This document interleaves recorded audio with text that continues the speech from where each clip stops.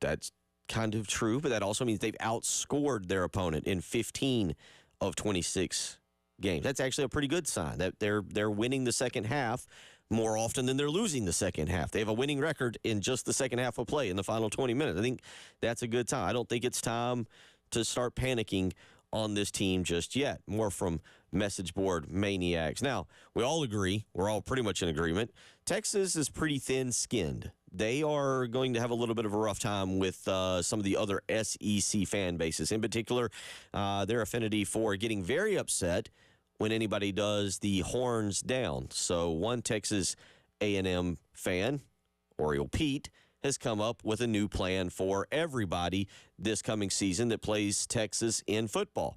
He said, here's the scenario. Running back waltzes into the end zone for his third touchdown of the day. You get a big lead on Texas. Running back tosses the ball to the referee, and the biggest, strongest lineman picks up the running back, turns him upside down, and he flashes a horns down sign. But technically, because he is being held upside down, maybe by the rest of his teammates, it now becomes a horns down sign. There you go. There's how we're all going to get on Texas this coming season. You see, Texas A&M fans are already working on lots of ideas on how they can upset Texas fans. And even though South Carolina doesn't play Texas, maybe we can start thinking about it as well. LSU on Message Board Maniacs is already thinking about something very important this summer. If you paid attention, and I'm hoping Coach Kingston can get South Carolina back to Omaha so that we can participate. Jen, real quick, what is your personal feelings on Jell-O shots? Jell-O shots, the Jell-O, usually vodka. Well, what is your personal feeling on Jell-O shots?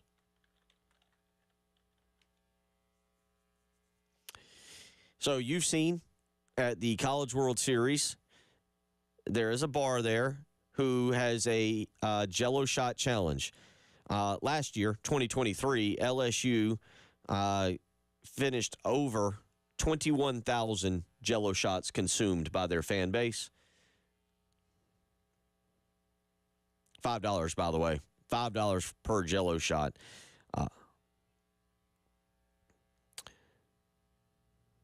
Yep. Yeah, it was the record. They actually set a record. We're keeping track of this for most Jell-O shots ever bought. The name of the place is Rocco's Pizza and Cantina. LSU has already attended message boards, their fans, and are encouraging fans to be saving their money. Save your money for our trip to the College World Series to take down the Jell-O shot record for LSU. Gamecock fans,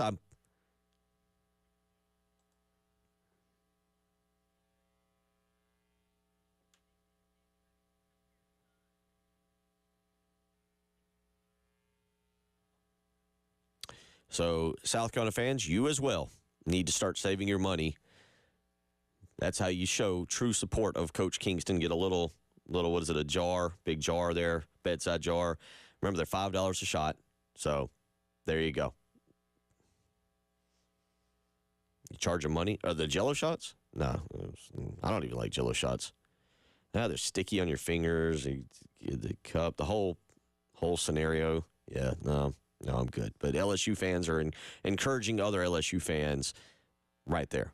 So that's what we'll do. So think about that, Gamecock fans, as maybe a sign should be out there at Founders Park. Get ready for Jell-O shots in Omaha.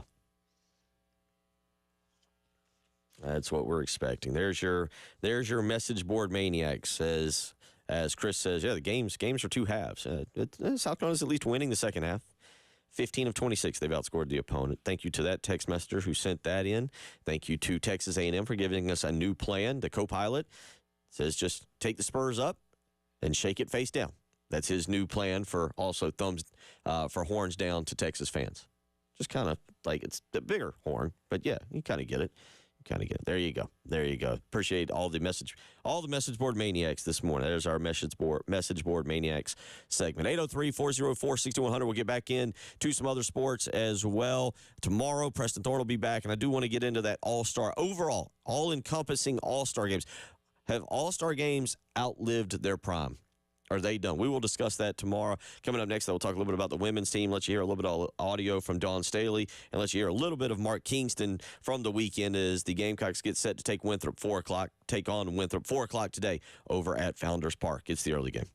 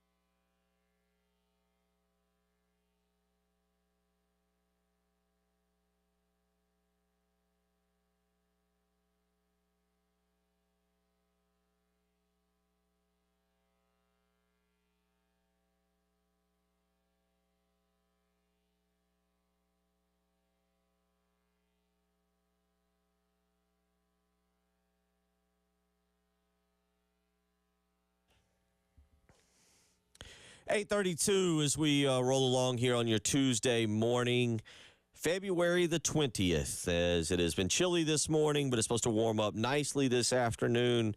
Already a Tuesday, that's a good thing. To me, when you do a 4-day week, you feel like you're halfway. You feel like you're halfway there. You're just starting today, but we'll get you up and get you going because Wednesday and then Thursday and Fridays are always fun programs around here. I don't feel like that's really hard work. Joining me now, are you the founder? I guess I was the father. No, my dad was the founder. Okay, founder. All right, chairman, top golfer, official board member of Charwood Golf Club, and one of our great friends who joins us every year about this time between now and then in August as we get ready for the golf season. Rock Lucas with Charwood Golf Club, and things are starting to heat up finally. Like we start to get warm weather. We can get out and we can play with a short sleeve shirt on. So, yep, except for this morning now. It's a little frost on the pumpkin this morning. I've yet to throw the Alexa through the window when I ask, and it says I think this morning it said actually in the 20s. Might have said high 20s, low 30s. But how's everything going out there? Everything's going good. We've had a lot of people bragging on the golf course. I said, don't say a word. Don't, we got 30 more days before you see what the good Lord Mother Nature gave you. So the weather will break here and next 30 days, and you see what you've got, what winter left you, and then you start fighting a completely different set of battles after that. But so hopefully everything turns out well. For talk about golf course maintenance, because when I was growing up, I don't know what was there. There was about 127, I think, might have been 132 golf courses in Myrtle Beach, and the price, the cost to maintain a golf course, how drastically it's changed over the last, I guess, 30 years.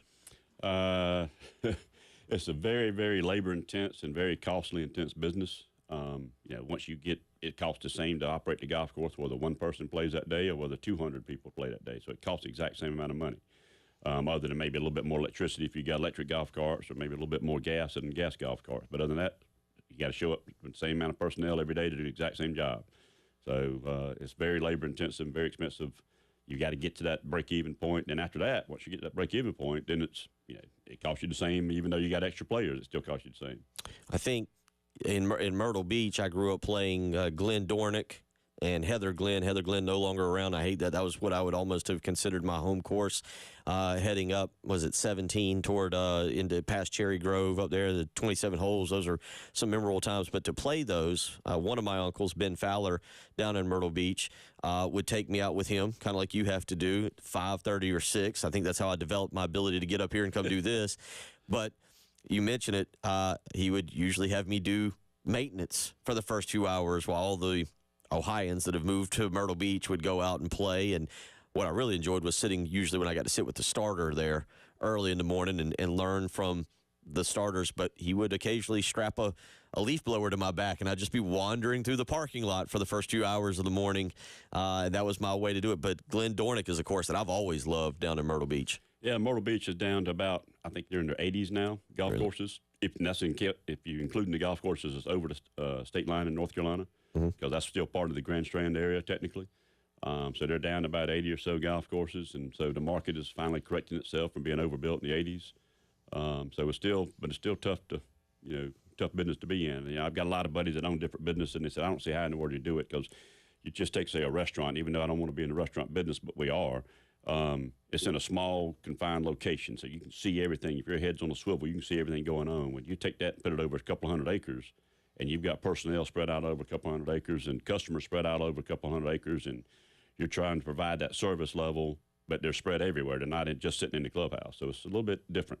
Now, you and Daniel, your son, and y'all have got a very good staff, very good team out there, but y'all do a lot of the maintenance yourself. I mean, you're not just sitting in the, you just said it, you said, well, maybe if you're in the clubhouse and you wonder where everybody else, but you and Daniel, y'all are out there at about 5:30 each morning. Oh, yeah. You're rolling the greens, you're cutting the fairways and cutting the rough and doing everything. What's that like as an owner now for a golf course, especially here in the Midlands? Well, that's the only way that's the only way we make it. I tell everybody, it's kind of like having a Subway restaurant, and I kind of use that. Either you're the owner-operator of that Subway, and so you're paying yourself a salary out of that Subway, and you're working that Subway, or you better own a bunch of Subways to where you can make a profit off of each one of them, and you make enough profit off each one to make a living, and you just kind of run on all of the franchises. So we're that operator one. So we're the ones that we're in the ditches every day with our entire crew. We've got a heck of a crew that we've assembled. Most everybody stays with us. Now you can have some turnover with the college guys coming in and graduating or going home in the summer, but most of that, all of our people have been with us for 10 plus years, and so we've got a good crew, a good family. But Daniel's a Class A superintendent. I'm a Class A golf professional and a Class A superintendent. So we've got it kind of dialed in right now. So after the 2007-8 debacle and the financial crisis, we figured out, quickly how to stay in business. So we both worked maintenance, and then Daniel would go to the golf shop during the about midday, work with the golf professional staff in there, do anything else that we got going on and business-wise, do any bank runs and all that. And then he does all the reconciliation of everything that comes into business. So we not only work on the outside, we work the inside. So he takes care of all the reconciliation of merchant accounts, deposits and all that, nightly deposits and all that, and then I do everything that goes out of the building. So payroll taxes, accounts payable and everything. So we wear a bunch of hats. How have you seen post-pandemic? Has it fallen off a little bit? Because golf during the pandemic was one thing that, you could go out and be socially distanced, I think was the proper term we were using back then. Whatever we were using, you'd be away. And so what I was reading is there was more popularity in the sport. How have you seen it? Have you seen that growth continue as we've moved past all that, or have you seen it fall off a little bit? Well, let me back up. I'd be remiss if I didn't mention that the state of South Carolina was very good to golf, and golf has been very good to the state of South Carolina. So you never heard the word golf mentioned in any the COVID conferences or anything, because we took it upon ourselves. We were proactive and said, here's what we will do to keep our customers safe. So golf never shut down. Now it got a little bit difficult to manage, but it never shut down. So that helped the popularity, and that popularity is still there. So that's one of the things that when you're trying to budget and figure out what you're going to do, and you're looking at that crystal ball, 2019 was probably a decent year for golf, and then everything started once COVID hit. It's the first thing in our lifetime that something bad happened to the country, but it was good for golf. There's nothing, any natural disaster, 9/11, anything you can possibly name was never good for golf. COVID is the first thing that ever was actually good for the game of golf. So it's brought a lot of different people in. So it got some more unique challenges. You've got people that's never been on a golf course and that don't understand some of the nuances about why can't I have extra golf carts, and all of my friends come out with extra golf carts, and why can't we all play out of one bag? And so, but those are good problems to have.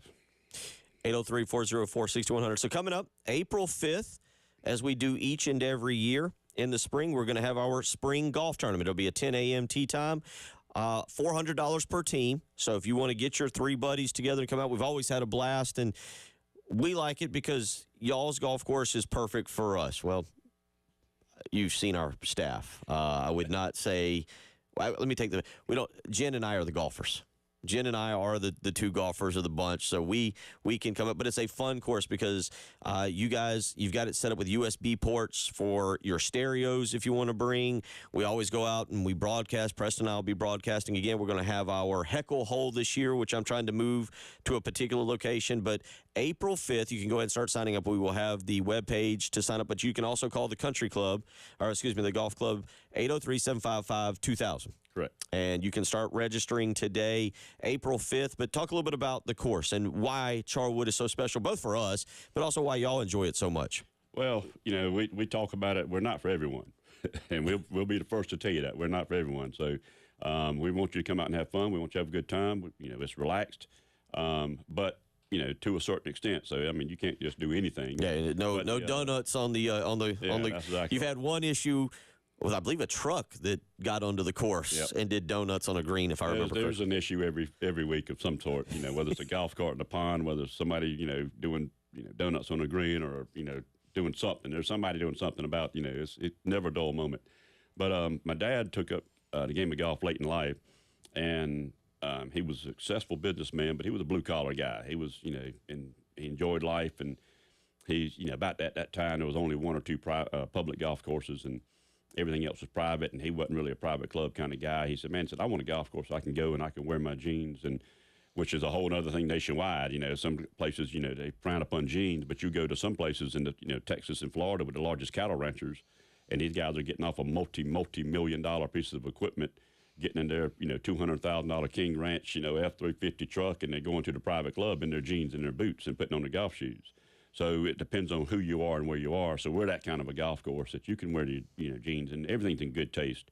And we he decided we had a lot of farmland and decided to start 9 holes and then operated the old farmhouse and everything. And went to 9 more holes and went to 27. And then golf was not that busy at the time, so we went to 18 holes and rerouted the golf course and took advantage of the where the dunes used to be. So there's a lot of sand. If you go from Pinehurst, there's about a 15-mile wide area that runs from Pinehurst all the way down to South Georgia. And all around us, if you look at drone shots and on our website, you'll see sand pits. And so we took advantage of that. So we got a lot of sandy areas, which is a new thing today. So we've been that way for a long time, but it's a new trend all across the country. If you look at all your top golf courses being built, there's about 8 of them in South Carolina right now, and they're all in those sandy area conditions and soils from, most of them around Aiken to Augusta. And that's actually a little bit easier for maintenance, right? Because there's a little less you have to do with the sandy areas. Yeah, if you don't know what you're looking at, it's a whole lot easier to play because you're not, you got 2.5 inches of thick, wiry Bermuda, and you hit a cold top shot off the tee box just in that wiry Bermuda, and 1, you got to try to find it. 2, you got to try to hack out of it. Well, we try to keep the sand firm, so if you scull it off the tee box or pop it up, you're going to find it, and they got a better chance of making it to the fairway. It's easier to hit out of when you do find it. It's less water, less fertilizer, less chemicals, less mowing, less wear and tear on equipment, less hours. So we've got it dialed in that down to about 55 acres of manageable turf over a couple hundred acres of land. April 5th, you can call out to Charwood today. If you want to schedule your tee time, get out there the next few weeks, do that as well. 803-755-2000. Again, it's 803-755-2000. But it'll be April 5th. Tee time will be 10 a.m. We normally have breakfast. We have what I've deemed maybe the best mimosas in the state of South Carolina. There's never a bad time on a golf course to have a mimosa in the morning. We'll have those. You have a great Bloody Mary bar as well. We got a lot of big plans that we'll be unveiling over the next several weeks. But 803-755-2000 is how you can contact Charwood today and get registered. Again, it'll be the 107.5 The Game Golf Tournament out at Charwood. We welcome anybody who wants to come up from Myrtle Beach, from Florence, and come meet us. If you haven't looked at us on our live streams and seen what we already look like, or if you want to see exactly how tall we are or just how ugly Terry Ford is, all those fun things, we will more than welcome you with open arms April 5th at Charwood Golf Club. We'll come back. We'll talk a little South Carolina sports with Rock Lucas as well. You're listening to Bill Gunner, Jen Jensen, Rock Lucas from Charwood Golf Club in with us today. Again, announcing April 5th, Charwood Golf Club, 10 a.m. start time, $400 per team. It's the 107.5 The Game Golf Tournament.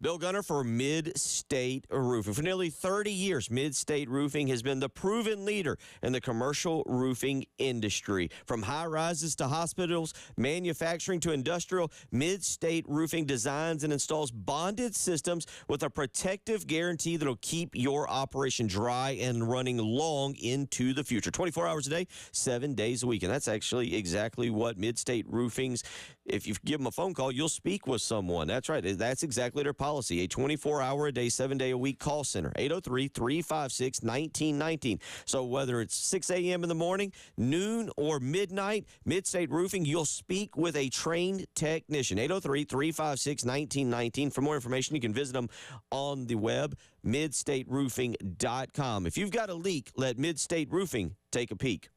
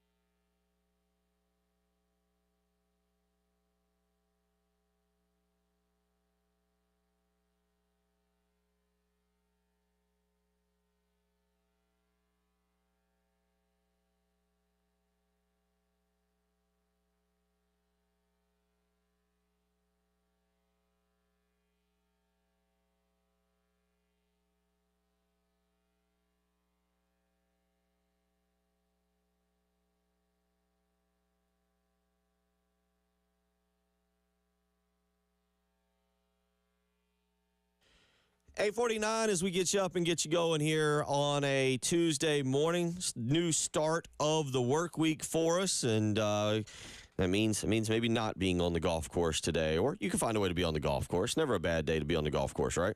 That's right, especially with the COVID. Everybody's was working from home, which meant the golf course. That's right. Yeah, that's exactly what it is. So, Rock Lucas joining us this morning from Charwood Golf Club, where, again, if you're just tuning in, we are officially announcing our 107.5 The Game golf tournament will be April 5th, 10 a.m. tee time. April 5th is number one. April 5th is Final Four weekend. And April 5th should, if we play our cards right, should be the day of Dawn Staley and South Carolina playing in the Final Four. It'll be a Friday, Sunday for them again.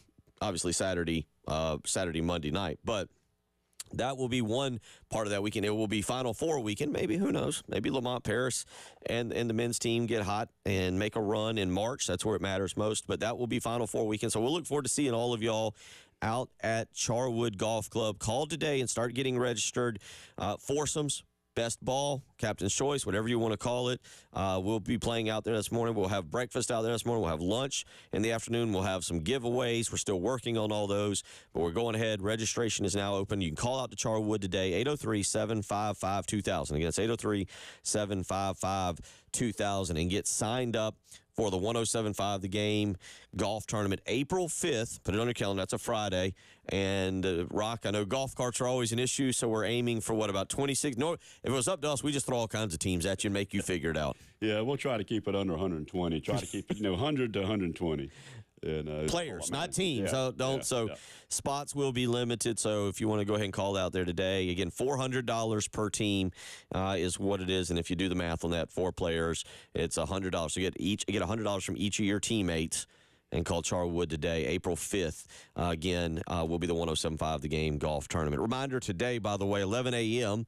Speaking of this, Sean Elliott will be reintroduced as the South Carolina assistant coach. He'll be tight ends coach and running game coordinator. Exciting time. I know you know Sean from his time here in Columbia. The family was still here in Columbia. He is a guy that is always a joy to talk to with his energy and his passion. You are always a little afraid he might headbutt you, but your excitement for seeing Sean Elliott back here in Columbia. Oh, yeah. I texted him soon as, well, matter of fact, I heard y'all talking about it, breaking news on the radio, and was texting him. And, he imagined he got, he told me, he said he got thousands and thousands of texts, and it's just hard to catch up and everything. But my buddy Saki, who comes in here and you mention every once in a while on the air, he and I we were supposed to play golf last December down in Atlanta. Went with the girls to some shopping thing down there, and he and I was going to sneak off and play some golf, but it was 42 degrees and windy, and so we went over and spent a couple hours with Sean at his operations, and, man, the facilities he has down there is first class, but what he's done down at Georgia State with hardly anything to work with as far as, team and alumni and history of the program and all that, and what he's been able to accomplish is, nothing but, phenomenal what he's done, and to have him back up here is awesome. It'll be certainly a lot of fun to see him back in town, see him running around, and the energy with which he has for this program. And you don't get that. We've talked a lot about that last few years with Coach Beamer and the energy he has.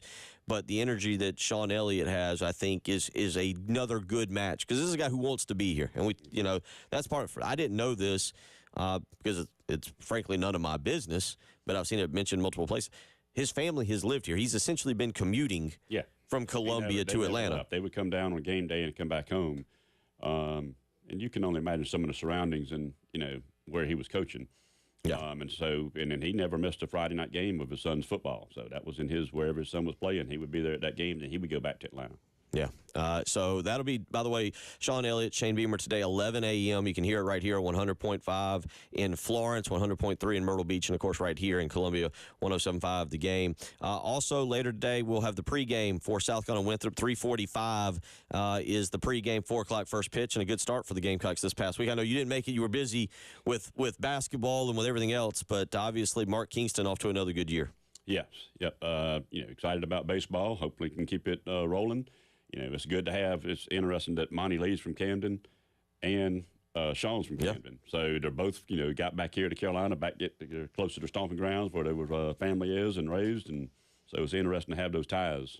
And one of your buddies you had a chance to talk with this weekend, another loyal member of Charwood Golf Club, Derek Scott. Always fun being able to listen to him call baseball games. Very good at it. He and Stuart Lake. Yeah, my wife gets on to me because I'll, if Carolina's playing basketball on TV on the road, she calls me her grandpa or whatever, because I'll turn the volume down on the TV and listen to Derek, and hopefully the players are close enough together on the TV and the radio that they'll they match.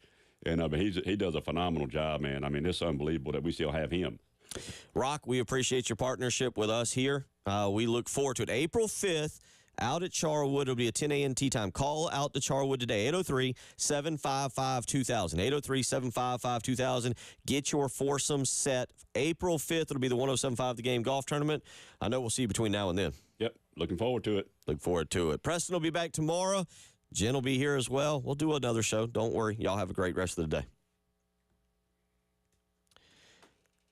Bill Gunner for Zerust Carpet and Air Duct Cleaning. All right, Valentine's is over. Baseball season has started. It's time to start getting back outside and playing.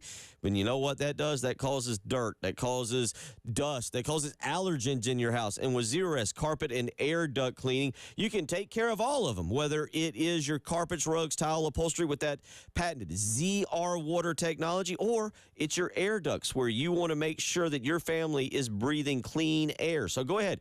Call Zerust today, 803-262-4020, and make sure your carpets are looking beautiful. Mention me, Bill Gunner at 107.5 The Game, and you'll get 3 rooms of carpet clean for $129, plus a free staircase. You can schedule with ease online, ZerustColumbia.com, or again, give them a phone call, 803-262-4020. Get 3 rooms of carpet clean for $120, plus a free staircase when you mention me, Bill Gunner at 107.5 The Game. Zerust, spell it backwards or forwards. It's the right way to clean.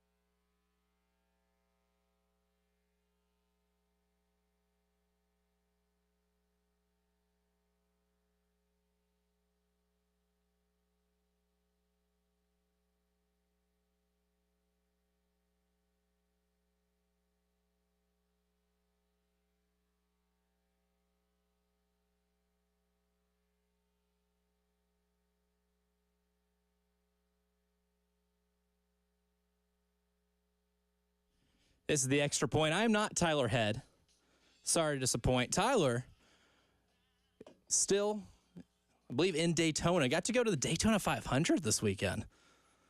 Envious. That seemed like a lot of fun. William Byron winning a thrilling race in the final lap, as you hear my laptop kick back on.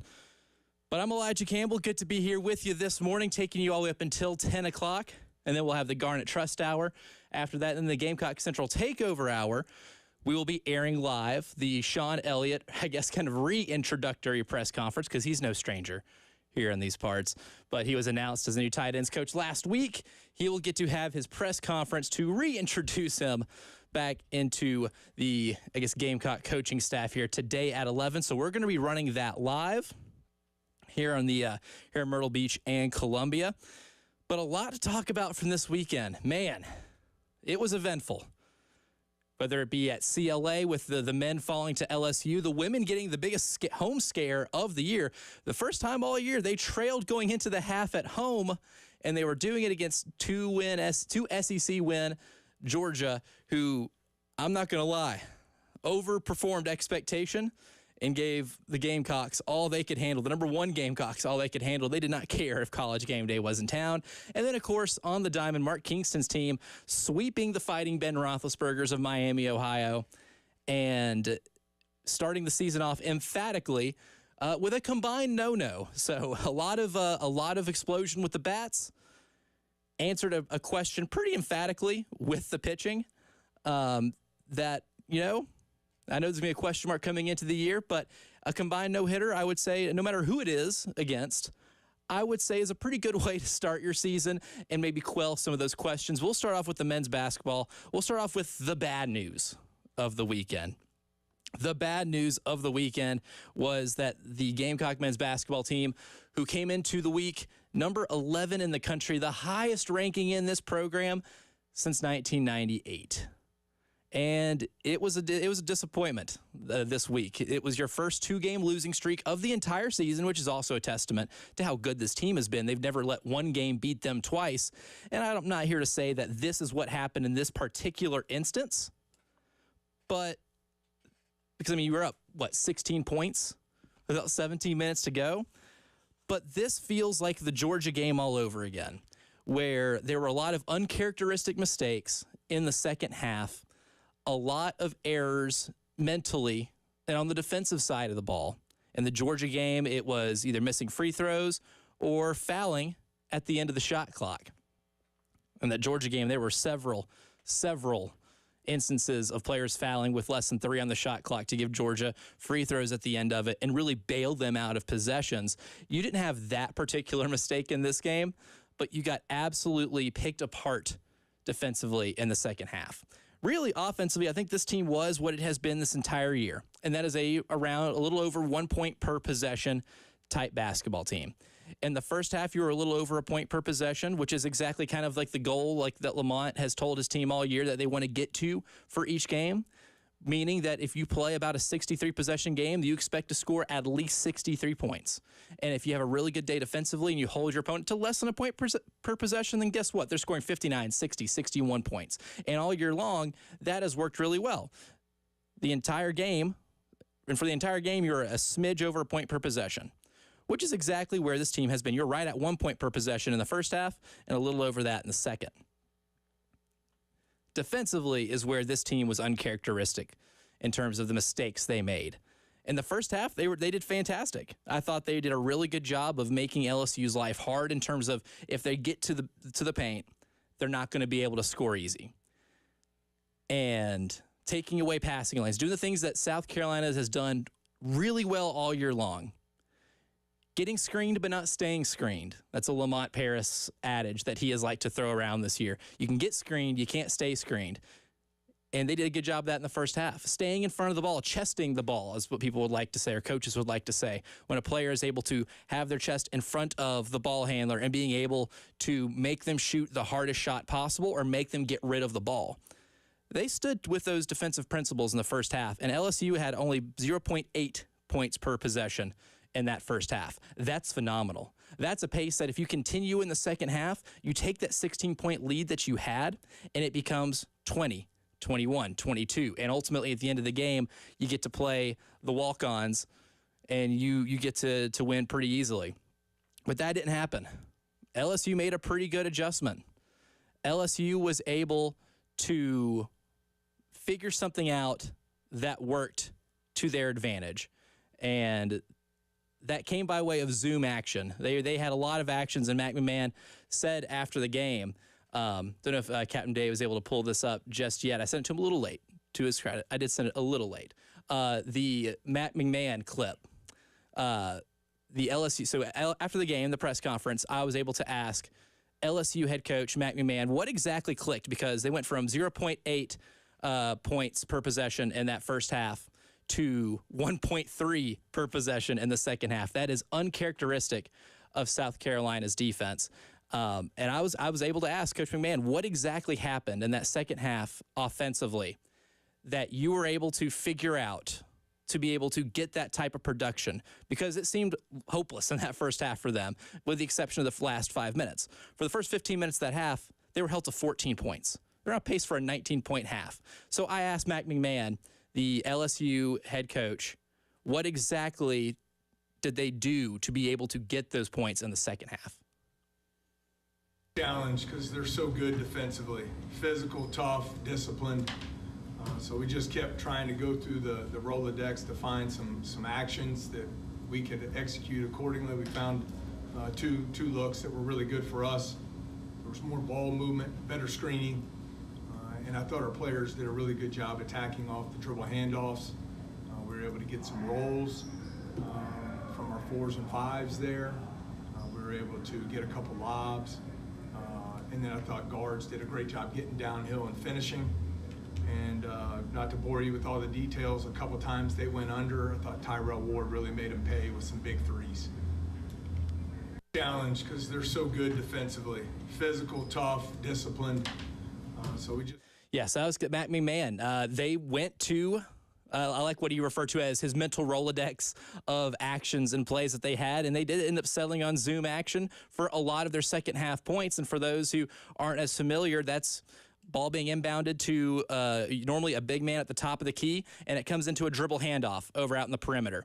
You saw it early, like late in that first half, or late in the second half, when they first figured out this was going to work. Hunter Dean caught a lob pass for a dunk on that action.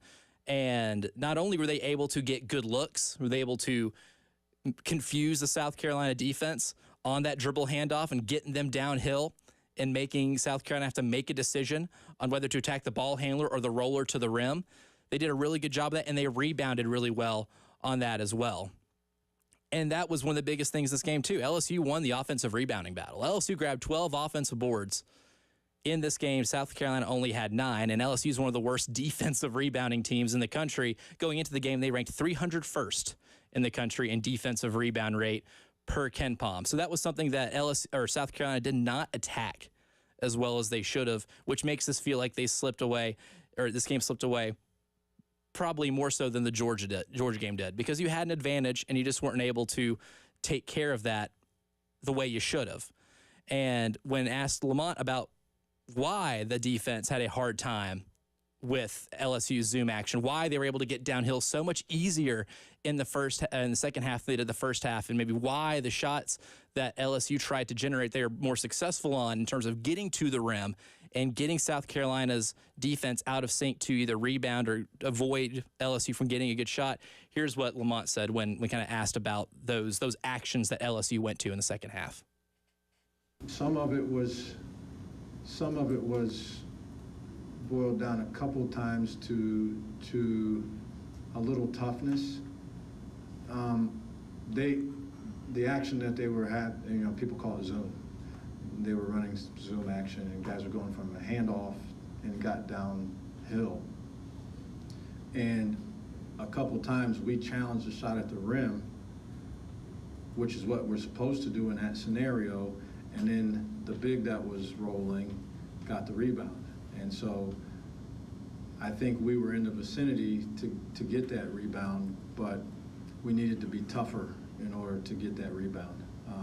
And we didn't. And that was at least 2 times that happened. And then because of that, there was a third time. So now you imagine this player that I spoke about that challenged the shot at the rim, now all he sees in his mind is that the last 2 possessions, his man, he challenged a shot, and his man got the rebound and stuck it back.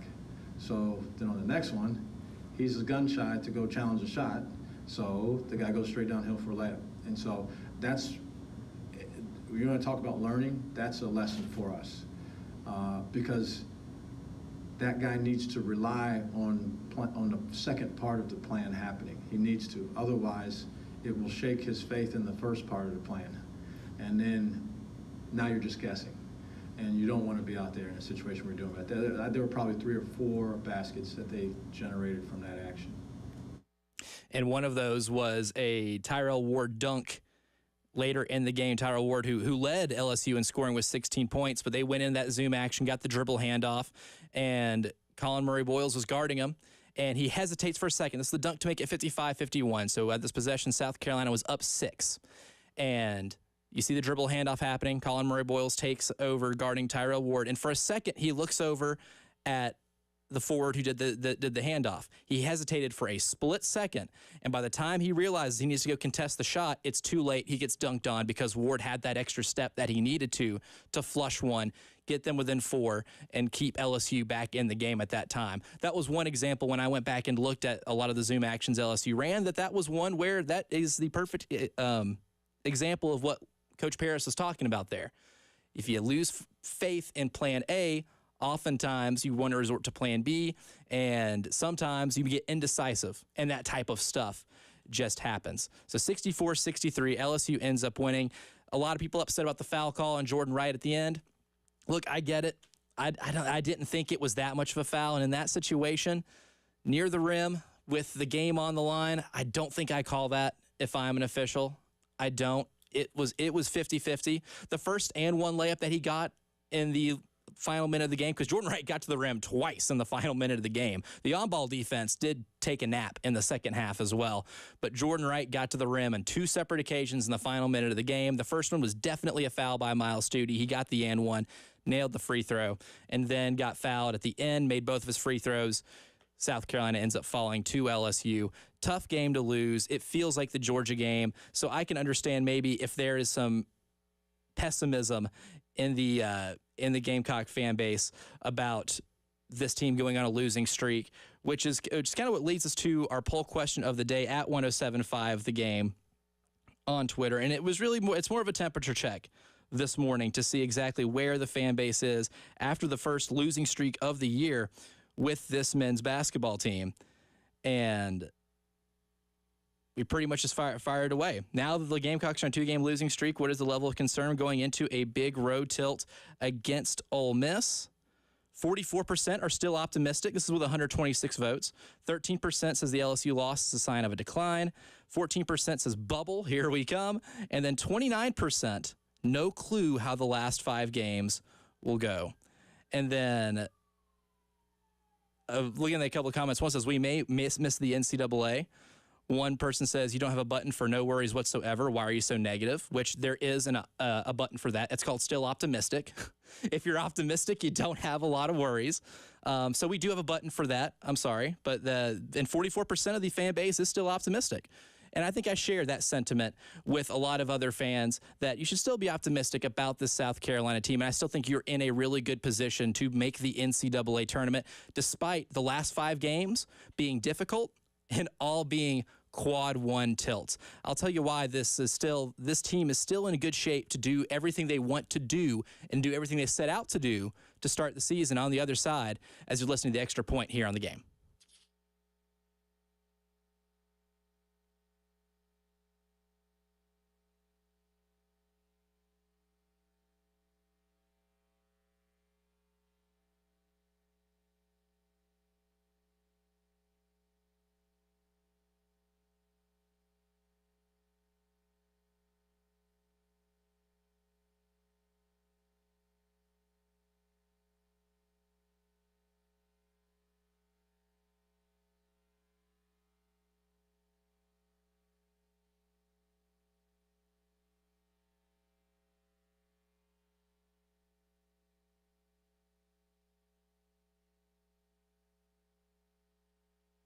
And speaking of baseball, we have a Rivalry Friday ticket giveaway. Do you want to see the Gamecocks take on the Clemson Tigers at Founders Park on Friday, March 1st?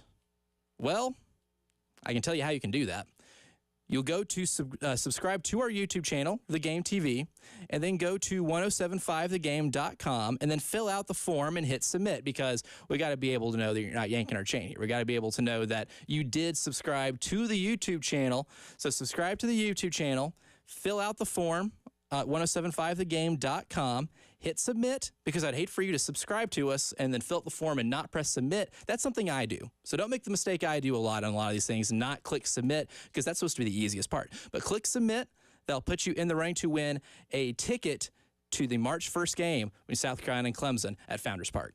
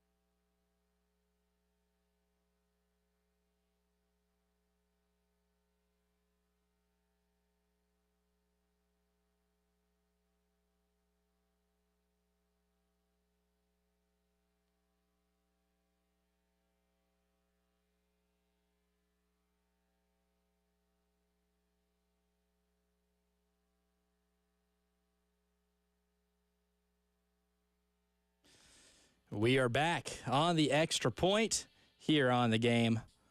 I'm not Tyler Head, but I am Elijah Campbell. Tyler's still making his way back to South Carolina from Daytona because he got to go to his first Daytona 500. So excited for Tyler. I'm sure he had a fantastic time. It's really funny. I saw his tweet from yesterday. He goes, remember the scene in Rudy where his dad sees Notre Dame Stadium for the first time? Yeah, that feeling exactly. And he takes a picture of the track. So a pretty cool experience for him. So I'm taking over here for you from 9 to noon with the Garnet Trust Hour and the Gamecock Central Takeover Hour, and which at 11, nice little programming note here, the Sean Elliott Introductory Press Conference, or Reintroductory Press Conference, will air here on these airwaves. We'll air a lot of that for you and get to react to a lot of what we heard with Chris and Wes here in the 11 o'clock hour. But I said before the break that on the poll that we have at 107.5 The Game on Twitter, X, whatever you prefer to call it, the Bird app, as I still like to refer to it as, the poll that says, now that the Gamecocks are on a 2-game losing streak, the men's basketball team, what is the level of concern going into this big road tilt against Ole Miss? And 43% of our voting populace, or 142 votes so far, are still optimistic, and I voted still optimistic. I still think you have a really high-quality team. I still think you're going to be in the NCAA tournament. And I did make a bet with a media member after the game where they were maybe a little more pessimistic. He said, maybe they don't make the NCAA tournament. And I said, well, I think they still do. I don't think this loss is going to put you on the bubble. I don't think you can't have a lot of string of losses together because that can put you on the bubble, or at least in the eye of the committee. Make them think about it a little bit, because you don't want to go in to the Selection Sunday process going one and done in your conference tournament and losing like 4 of your last 5. You don't want to do that. And the road ahead is still pretty tough, because all of these games are going to be quad 1 games, especially now that Florida has entered the top 30 in the net rankings. So when they come here to CLA, that's a quad 1 game. That's going to be a tough game, but it is a quad 1 game, which will absolutely boost the resume. And we look at the resume too. If you compare South Carolina's to a lot of other bubble teams, they have things that some of these bubble teams don't necessarily have. They've got 3 quad 1 wins right now, and of course that can definitely change here in these next few weeks. Saturday, the game against Ole Miss is a quad 1 game. I still sincerely believe this South Carolina team is better than Ole Miss. They made Ole Miss shoot a lot of tough, contested mid-range twos, played as great defense as they have all year long, and Ole Miss, to their credit, just made a lot of hard shots and made it an interesting game here. They're also a terrible rebounding team. For a team that's got 2 7-footers and one that's 7'5", they do not rebound well on the defensive side of the ball. I think you got to take a lesson from the LSU game, where you did not offensive rebound really well against a team that gives up a lot of offensive rebounds. If you're able to learn that lesson, which they have a week to do, they have a week to watch all the film in the world from these last 2 games and these 2 losses, and you're able to do an adequate job of scouting, which, again, you have a whole week to do against a team that you've already played and have already beaten. I know it's a road game. I know the Pavilion is a fancy, nice, big arena in Oxford, Mississippi, against a good Ole Miss basketball team. But this Gamecock team, I still believe thoroughly, is a better basketball team. You win that game, that is 4 quad 1 wins. Most of the teams that are on the bubble do not have 4 quadrant 1 wins. And you still have a really good record in the first 2 quadrants. You're still 7-3 in quads 1 and 2. That's something the selection committee is going to look at. Look at Ole Miss, for example. Now, Ole Miss doesn't have any quad 3 or 4 losses, which is going to really help them on Selection Sunday. But ultimately, they're 5-6 in quads 1 and 2. That can sometimes hurt as much as having a quad 3 loss if you have a losing record against the good teams that are on your schedule. Teams like Oregon. Oregon, going to be a team floating around the bubble, 62 in net. They have a sub 500 record in the first 2 quadrants, and they have a quad 3 loss. And none of those wins that they have in the quad 1 are as valuable as at Tennessee. Because I don't know if you saw what Tennessee did to Vanderbilt on Saturday, but it was pretty impressive. They still continue to win at Thompson-Boling Arena. I don't see anybody beating them at Thompson-Boling Arena this year, again, outside of what South Carolina did. That win against Tennessee at the number 6 team in the net is as valuable as a win that anybody, there's not a team in the country that's got a better road win, because the top 5 in net, Houston, Purdue, Arizona, UConn, Alabama, all of them, actually outside of, Alabama now has 1 loss at home, and that was to Clemson. So Clemson and South Carolina have the 2 best road wins of anybody in college basketball. And Clemson's still in the top 30 in net, so that's not a bad loss still. Outside of LSU and Georgia at home, those are your bad losses. But you have wins at Tennessee and against Kentucky, who I don't know if you watched the game on Saturday, but Kentucky led wire to wire at Auburn. did what a lot of people didn't think was very possible. That's for a team to win at Auburn. And Kentucky did it wire to wire. And they look like they might have figured some things out defensively. And if they do that and finish the year strong, their net rating is going to improve. They're already 21 in net, and you beat them here at home. That win stays on your resume. It doesn't go anywhere. I'm still optimistic that you're going to be a maybe 5-6 seed in the NCAA tournament. You drop 3 of the last 5 here. You might end up being 7. I still feel really good about their spot in the NCAA tournament because the wins speak for themselves. And there's not going to be a ton of bubble teams that have those wins. So I like South Carolina's spot still. I still think offensively they're nothing to worry about. I think they're the same team they've been all year long. And the metrics kind of prove that South Carolina has been a team within, 50s and 60s in offensive efficiency all year long. And in the last 10 games, they're still 38th in the country, according to Bart Torvik, in offensive efficiency. And they're still top 50 on defense in defensive efficiency. And that's with having clunkers in the second half against LSU and for the whole game against Auburn, where they can inflate some numbers by going 12 of 20 from 3 and scoring over 100-plus points on you. So with all that, I still feel really good about this team. They're going to be in every game they play because they're efficient enough and they play such a slow pace, and they're very good at making you play that slow pace too. So you can hang with anybody. You can hang with anybody else on this schedule. Florida's going to be a tough game, but you have that one here. Texas A&M is going to be a tough road game, but Texas A&M is maybe one of the most Jekyll and Hyde teams in the SEC. One game they'll beat Tennessee at home, and the other they'll go to Vanderbilt and lose and be only the second team this year in the SEC to lose against Vanderbilt. So you don't know what you're getting out of Texas A&M. They only have 2 guys that score the ball, and the rest are, athletic forwards who grab offensive rebounds and save possessions. I think stylistically you can keep yourself in that game at Texas A&M to where anything can happen in the last 5 or 6 minutes. I still, I don't know if you beat Tennessee here, but the game is here, and it's an awesome environment. The environment Saturday against LSU was fantastic. So I think you give Tennessee a scare. Mississippi State, the last game of the year, is going to be really tough. They've beaten Tennessee and Auburn in their building this year. Not a lot of teams go to Starkville and win, but it's not impossible, and I like how you match up with them. So I'm still optimistic. I'm with the 44% of the fan base that has voted at our 107.5 The Game Twitter poll. There's a lot to be excited about still. This is still a really special season, and teams go through losing streaks all the time.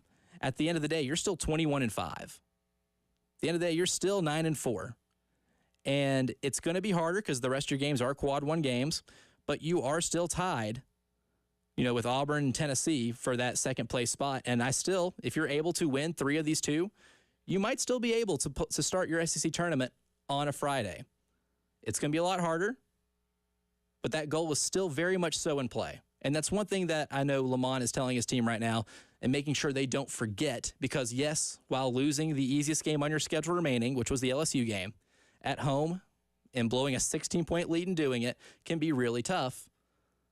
It might be a wake-up call. There might be some lessons you learn in that game on how to be able to close out some of these close games. Because the regression was going to come. The regression was going to be there. In close games this year, South Carolina was 8-2. Math says, in theory, that you go 5-5 in 10 close games. South Carolina wasn't. They're 8-2. So sometimes the regression hits, but I think this is still a high-quality basketball team, and I'm not hitting the panic button, nor am I looking at it right now. The big test will be this Saturday against Ole Miss, where you play a team that I know you're better than. They'll be on the road, which is going to make it tough, but I still like your chances, mostly because I hate the matchup for Ole Miss. The women had a scare of their own on Sunday, and the baseball team had a dominant opening series to start their season off. We'll get into that as the Extra Point continues.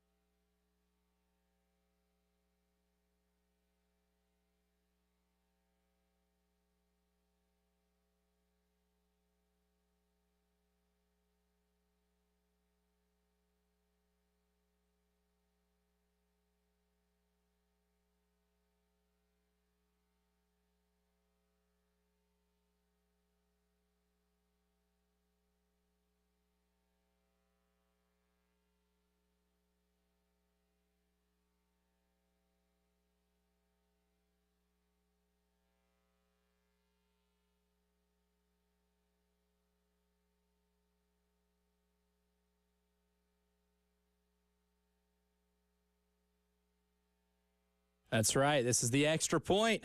I'm Elijah Campbell here in for Tyler Head today. Don't forget that you can hear us on the Game TV, watch us on the Game TV. You can watch me staring at the camera right now and adjusting my glasses here on the Game TV on our YouTube page. And if you subscribe to the YouTube page, you could have a chance to actually win tickets to the March 1st baseball game against Clemson. So how you can do that, just go to our YouTube channel, the Game TV, subscribe, click the little subscribe button. Once you do that, you can go to 1075thegame.com, fill out the form. Don't forget to hit submit. It's a mistake I make all the time. Hit submit, and then you're entered for a chance to win those tickets for a Rivalry Friday ticket giveaway. And speaking of tickets, Captain Dave went and got a pen. He's ready to write down some names and some phone numbers. There is a baseball game today. Today at 3:45 will be the start of the pregame for South Carolina versus Winthrop. The baseball team had a dominant showing against Miami of Ohio, sweeping the series, doing a really good job having a combined no-hitter on Sunday. That's pretty special. A combined no-hitter and starting off the season in style. They are back at it today against Winthrop, 3:45 pregame, 4 o'clock first pitch. If you would like to be in attendance, we're giving away 2 pairs this very second. Go ahead and give us a call, 803-404-6100. If you are one of the first 2 callers and you get to hear Captain Dave's voice and he'll tell you that you win, you get to be in the park today. How about that? How about that? So go ahead and give us a call. First 2 that call in are going to win a pair of tickets to today's baseball game against Winthrop. So now as I watch the phone lines blow up, good luck. May the odds be in your favor. So just got done talking about the men's basketball team. The loss against LSU was crushing, but it's not the end of the season. I'm still very optimistic for a team that defends at a high level normally, with the exception of the last 15 minutes of the LSU game, but a team that can score the ball, that's efficient enough in low possession games. A lot of quad one opportunities on the schedule here to end the season in the last 5 games. Still feel pretty good about it, and you should feel even better about the women's team. Yes, I know they struggled in the first half. They trailed Georgia by 7 points. SEC's last place team, Georgia, they trailed by 7 points at home going into halftime. For the first time this year, they trailed at halftime at home. And it kind of looked really confusing. A lot of turnovers. Georgia runs a matchup defense, and I know that their coach has been running ever since she was at University of Central Florida, and it gave South Carolina fits. It gave the Gamecocks fits, and for the first time this year, they looked overwhelmed. But we got the Camila Cardoso game, and I think that should make everybody excited. Yes, I know in theory, Camila being 6'7", with decent touch around the rim, from a lot of other teams, she'd be able to shoot the ball 20 times a game, and if she does that, she'll be able to score 20-plus a game and be able to put up ridiculous numbers night in, night out. But she can't really do that on this team. And I know all year long, Dawn has wanted her to be the aggressor. If you go back to the LSU game and you go back and watch, and you go to the first quarter interview where Holly Rose talking to Dawn Staley, and she asked, what do you need from Camila to take over this game? And Dawn said she's got to want it. She's just got to want it. She can do whatever she wants on this basketball floor. She's just got to want it. And while Camila scored 16 points on 5 of 10 shooting, she's had better scoring games for sure. She grabbed 16 boards and dished 5 assists. Technically, her and Malaysia Fulwiley tied for the most assists, but I think this might be the first time this year that a team or a player on this team, this loaded team, top to bottom, led in scoring, rebounds, and assists. That does not happen on a team with this much talent, and I think you got the full scope of Camila Cardoso's capabilities. She's a fantastic rebounder, obviously one of the best in the country. When you're 6'7", you have a really good size advantage on almost anybody else you play. But she grabbed 8 offensive rebounds, 8 of the team's 14 offensive rebounds she grabbed, and created a lot of second chance points in a first half in which you struggled mightily to even just get shots off.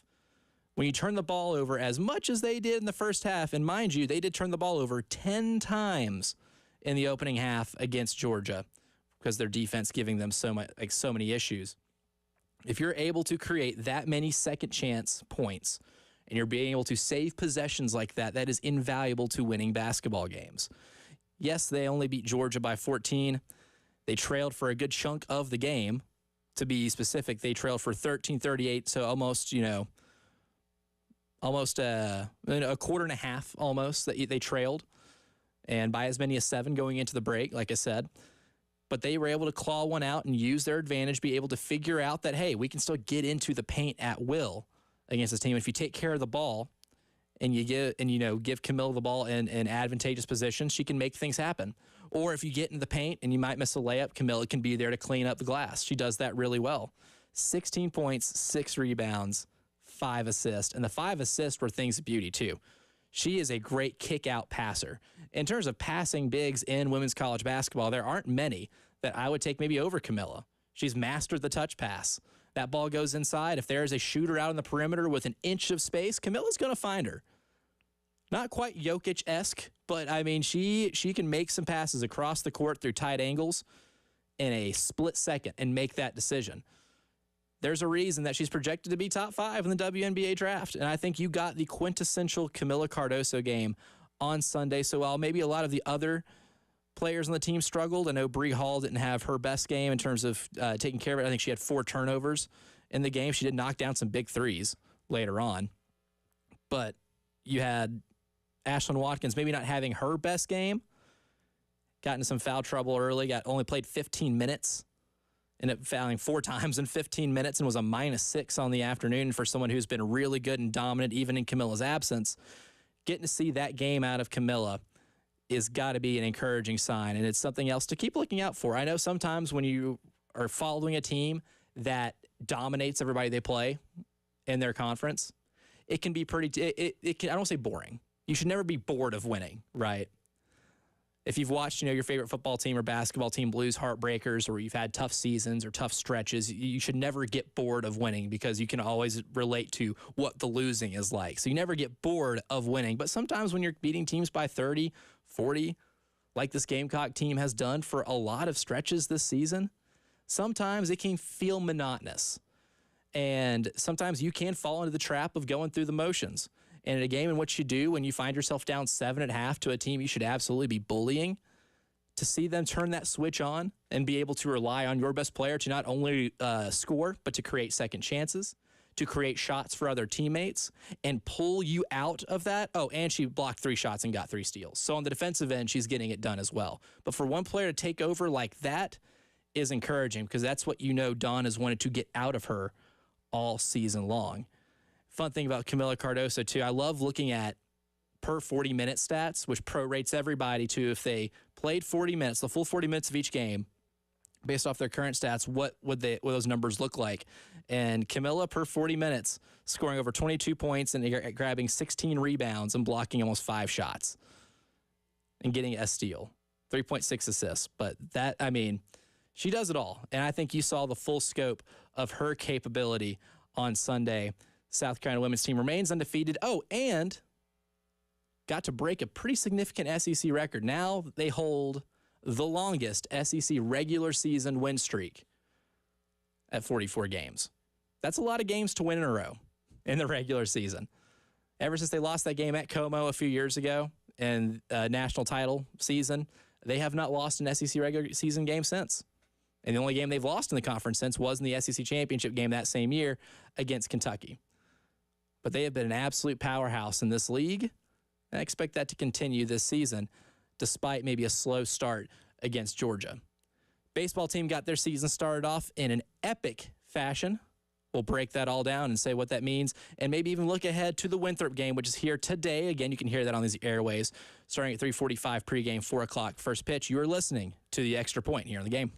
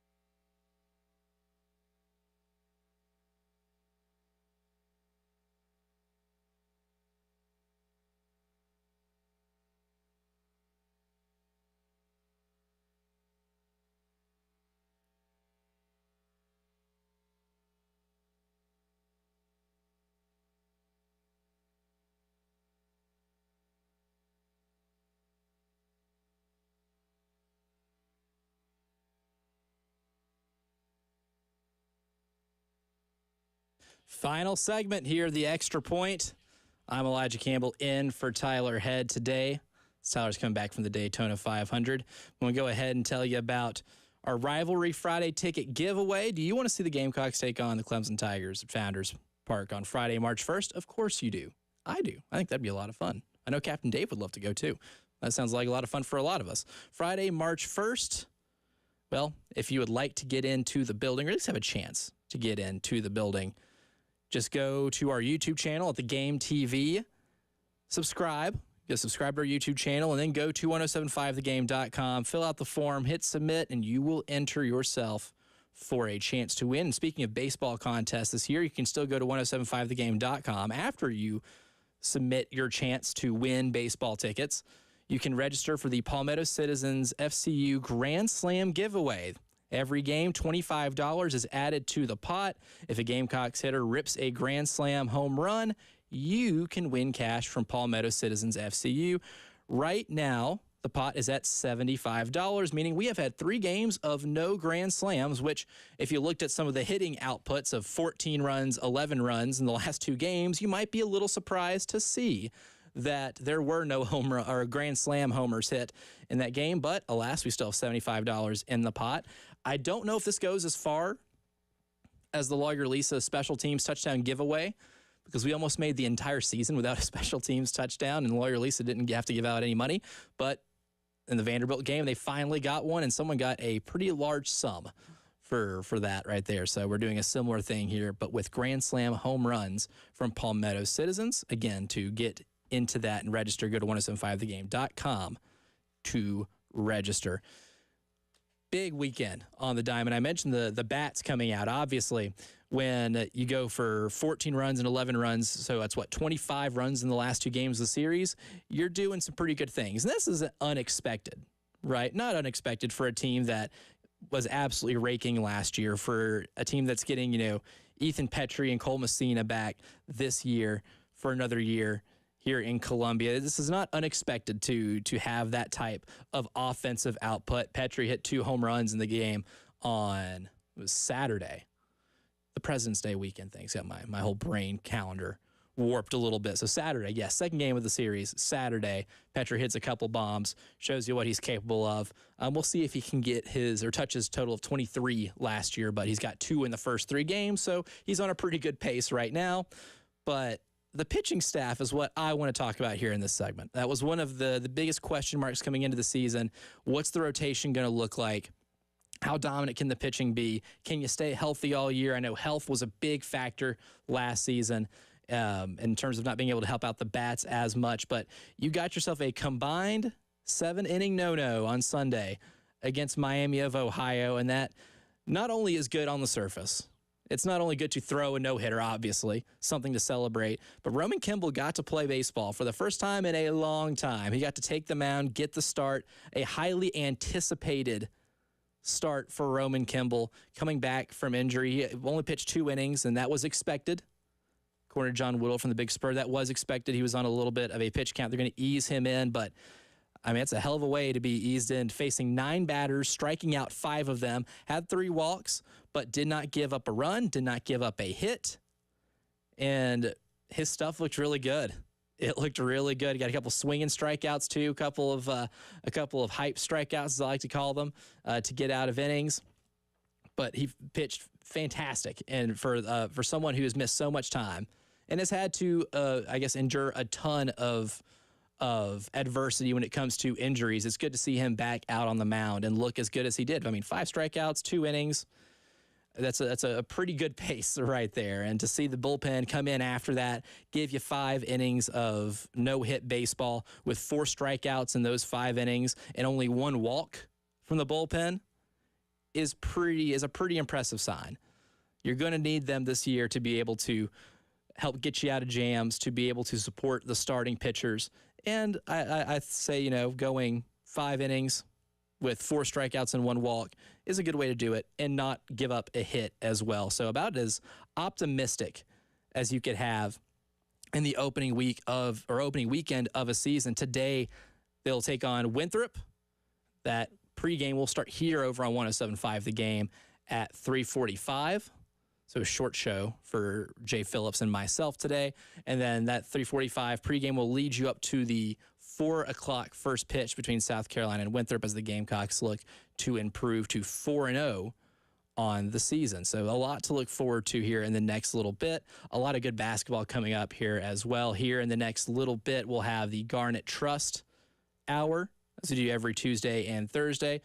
I'll be joined by Wes and Chris. And I believe we have a guest lined up for today. We're carrying the Sean Elliott presser at 11 as well, so you're not going to want to miss that. Jeremy Smith from Garnet Trust is going to come in at 10 as well to talk NIL with us and everything going on with the Garnet Trust. So a whole lot going on here before we get you out to Founders Park for the baseball game for the 3-0 Gamecocks. Still ranked number 25, taking on Winthrop. And speaking of rankings, too, didn't get to this in the first segment. South Carolina only drops to number 20 for those who thought it might be a bigger drop. It was a 9.9 spot drop in the AP poll after their losses to Auburn and LSU. And, of course, the women, not surprised, unanimous number 1 AP poll once again. I'm Elijah Campbell filling in for Tyler Head. I'll be here for the next hour as well for the Garnet Trust Hour. And then, of course, from 11 to 12, the Gamecock Central Takeover Hour with Wes and Chris. And we'll be airing the Sean Elliott presser as well. Stay tuned.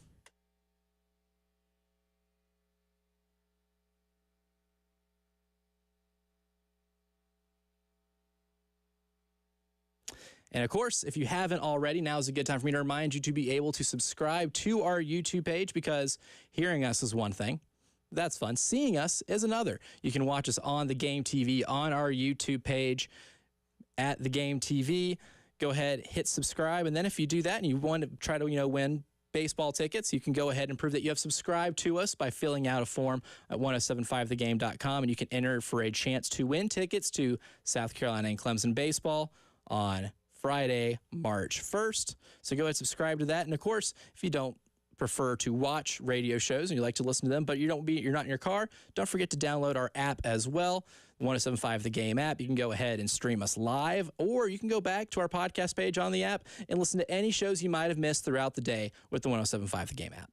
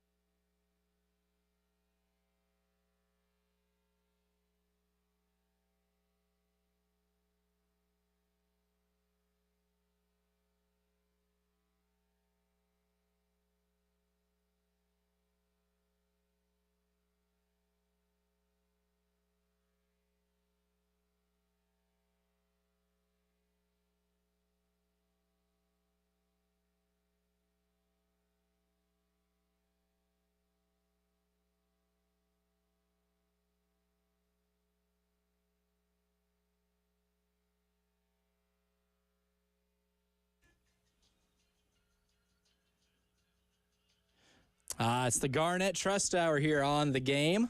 Elijah Campbell filling in here for Tyler Head. I don't know if you know, he went to the Daytona 500. I'm envious as I'm here joined by Chris Clark in the studio and special guest Jeremy Smith from the Garnet Trust. Fellas, did we all enjoy our extra day of our weekend? Yeah. I don't know what an extra day is, but Yeah, Jeremy's like, did you work yesterday? Yes, Jeremy, I did. He did too. Yeah, we try to get away a little bit. I actually thought of Tyler last night. I'm not a big racing guy. Jeremy, you racing guy? I used to be a huge racing guy. Okay. Yeah. Who was your guy? Actually, it was Kyle Petty. Nice. That's awesome. So I'm gonna get personal here. My wife's family, giant Richard Petty fans. Like, love the Pettys. I've been to the Petty Museum thing. That's something we did. I think we were maybe dating. Maybe we were early married at the time. They're huge Richard Petty fans. And then, Kyle, remember Adam Petty? Yep. But I'm not a big racing guy personally. I don't dislike it. I just don't really get into it. But I saw on social media last night that there was the big one. And so I looked up the clip, and then I thought of Tyler.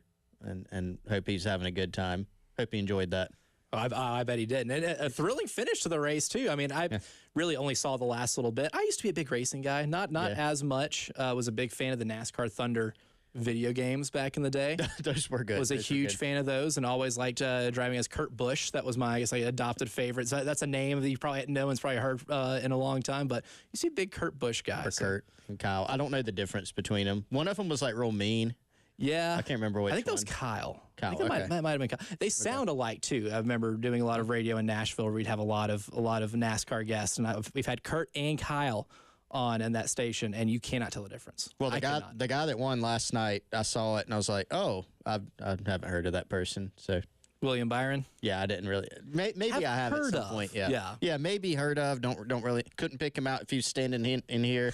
Like, I don't know if that's Jeremy or William Byron. I'm not really sure. But pick him out. I wouldn't be here if I won the Daytona 500. that is That's true. a fair point.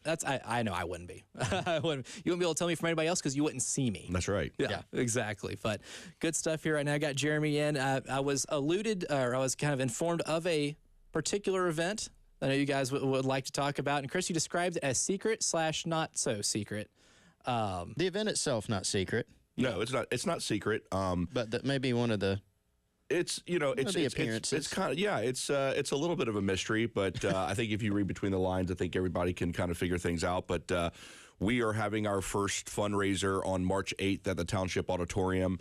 It's a chance for us to all get together who are supporters of the Garnet Trust to come and enjoy an absolutely not to miss evening. We're going to have a lot of fun. A lot of the football players are going to be there that aren't going away for spring break.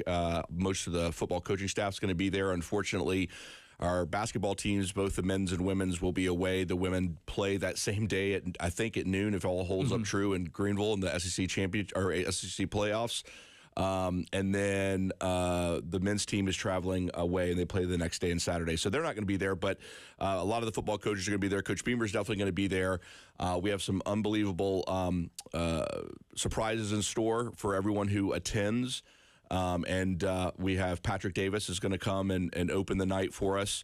And then we're going to finish the night off with one of the most famous Gamecocks to ever walk the campus. And so we're excited about that. And if anybody is interested in learning more, they can go to the Garnet Trust website, garnettrust.com, or email us at info@garnettrust.com to get some more information. If you are a current supporter of us, obviously we would love to have you there. So hopefully we will get this thing going here pretty good, and tickets are going fast, so don't miss out. Right, I have a question about the tickets. What are the different levels of tickets that you can get, and then what do they get you? Right, absolutely. Okay, so we'll start at the top of the cake, so to speak. We have the VIP Plus tickets, and those involve a meet and greet with that Gamecock alum. It also comes with a poster signed by that Gamecock alum.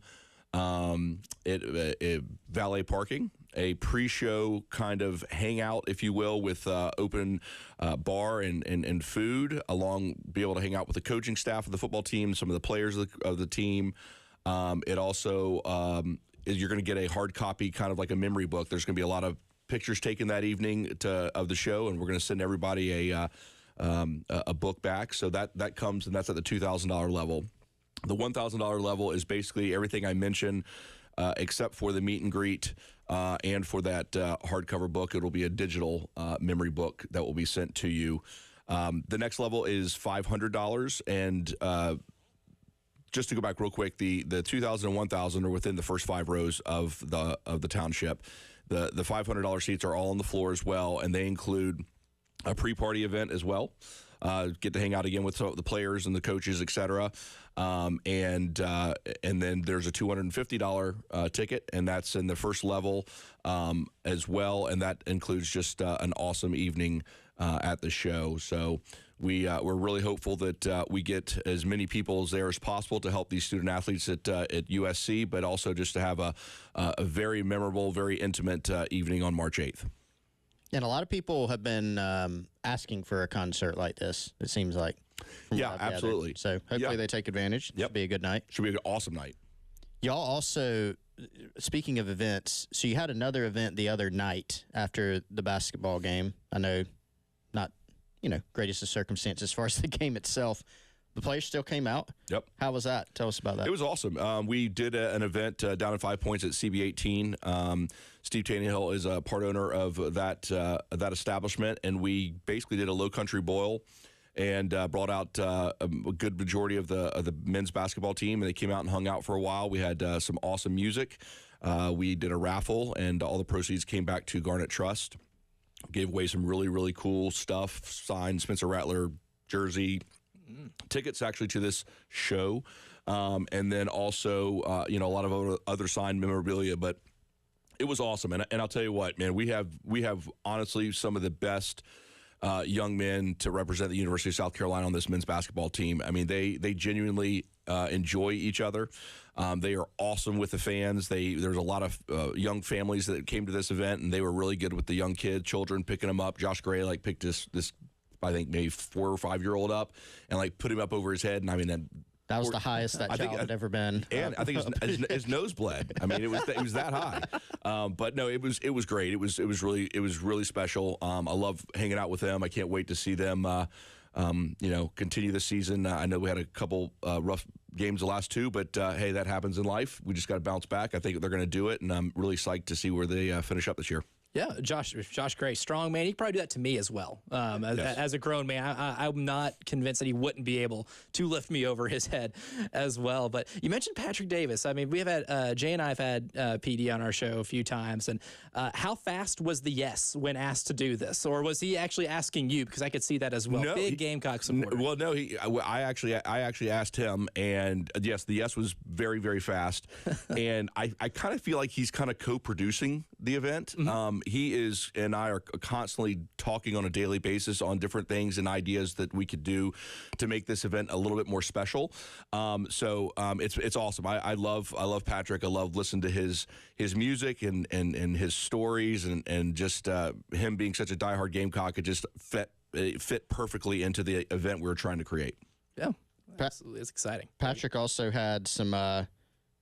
He had a teaser post about the event on Instagram. Yep. If you want to go check that out, Instagram.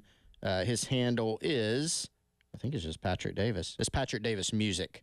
If you go check that out, calling all Gamecocks. If you go check out that post, cool graphic, a Gamecock evening with, it's a secret. It's a secret. And Patrick Davis and his Midnight Choir. Yeah, and it's going to be great. It really is, and we know there's going to be a bunch of FOMO for those who have to go away maybe for spring break or for those who just miss out on the opportunity. So reach out to us if you're a supporter, and love to share more information about the show. And then most people, I think, know kind of by now, you've been on so many times here on the game, but to become a Garnet Trust member, what's the scoop with that? What do you have to do? Well, I mean, first you go to the website. That's a good start. You can click to become a member. You can be a member for as little as $10 a month. The money goes back to the student athletes. It's this show is for our members, and so we're really thankful for everything that everyone has done. Our membership has grown immensely over the past year. To sustain and to compete with the other universities out there, we need to continue to grow that. I know $10 a month can be a lot for some families, and I totally get that. So if you're not in a spot you can make that happen, we completely understand. But at the same time, if you're going to be traveling and watching games at CLA or Williams-Brice, it's a small investment to make sure that the teams that are on the court or on the field are giving us the wins that we all came to see. And those teams are producing a lot of wins. I know even before this, 2-game skid for the men's team, having a couple tough losses this week, you combine the men's and women's records of all the Division I teams in the country. South Carolina has the best winning percentage of their men's and women's basketball teams. How has that kind of shown up with their success on the court, shown up in terms of support for the Garnet Trust? It's shown up immensely. I was talking to one of the coaches just in general, and basketball is one of those sports that you can see your return on your investment very quickly, just because of the sheer number of players that are playing at a time and are on a roster. Yes, the support has gone through the roof for men's basketball. We got a lot of players out of the portal this past offseason. I think that Coach Parrish will continue to do, as needed little pieces here and there out of the portal, and that's part of NIL. It just really is. Players are looking for, obviously, the first thing they're looking for is the best opportunity to excel in their game and get with the right staff and the right program. But ultimately, it does end up at some point in time with NIL, and deservedly so. I mean, these they're working hard. This is a full-time job on top of school, and they're bringing in a lot of revenue through media for the university and so forth. So this is very very warranted, in my opinion, for these student athletes. It's not a perfect situation right now. There's a lot of broken pieces to it, but overall, the idea of it is exceptional, in my opinion. But it's been huge. I mean, the support has just been coming in leaps and bounds for men's basketball, and women's basketball, of course, is always, this has become the norm for them. But I mean, for men, this has been huge for us this year. Absolutely. And of course, we'll get into a lot of that and a whole lot more here in the Garnet Trust Hour. I'm Elijah Campbell, Chris Clark with us, as well as Jeremy Smith in studio, taking you up until 11 o'clock, where we will start carrying the Sean Elliott, what I will call the reintroductory press conference, for he needs no formal introduction. We'll carry that at 11 for the Gamecock Central Takeover Hour. All that and more as you're listening to the Garnet Trust Hour here on The Game.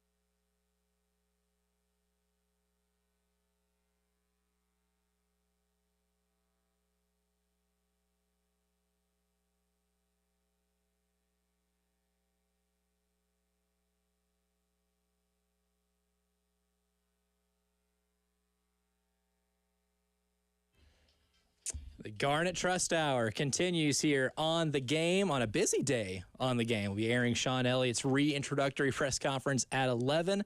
Baseball team takes on Winthrop, and that's going to be a lot more exciting now after the show they put on over the weekend against the Fighting Ben Roethlisbergers of Miami, Ohio. Big Ben, for those who didn't know, not dressed out on Saturday, so could not help the Red Hawks at all. They could have had a roster full of them. It would not have mattered, but they play Winthrop today. First pitch at 4. Our pregame coverage will start at 3:45 here on The Game.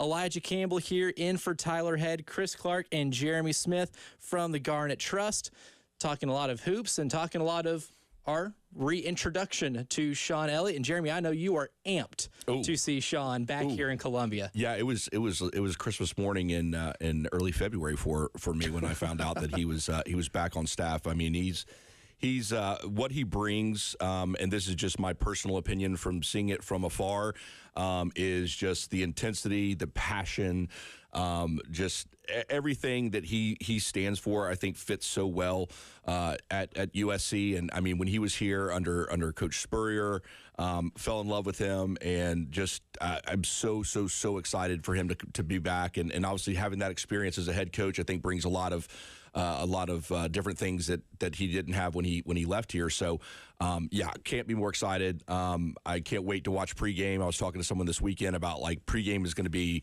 more rowdy than it's ever been. It's going to be almost like a fifth quarter in some ways. Yes.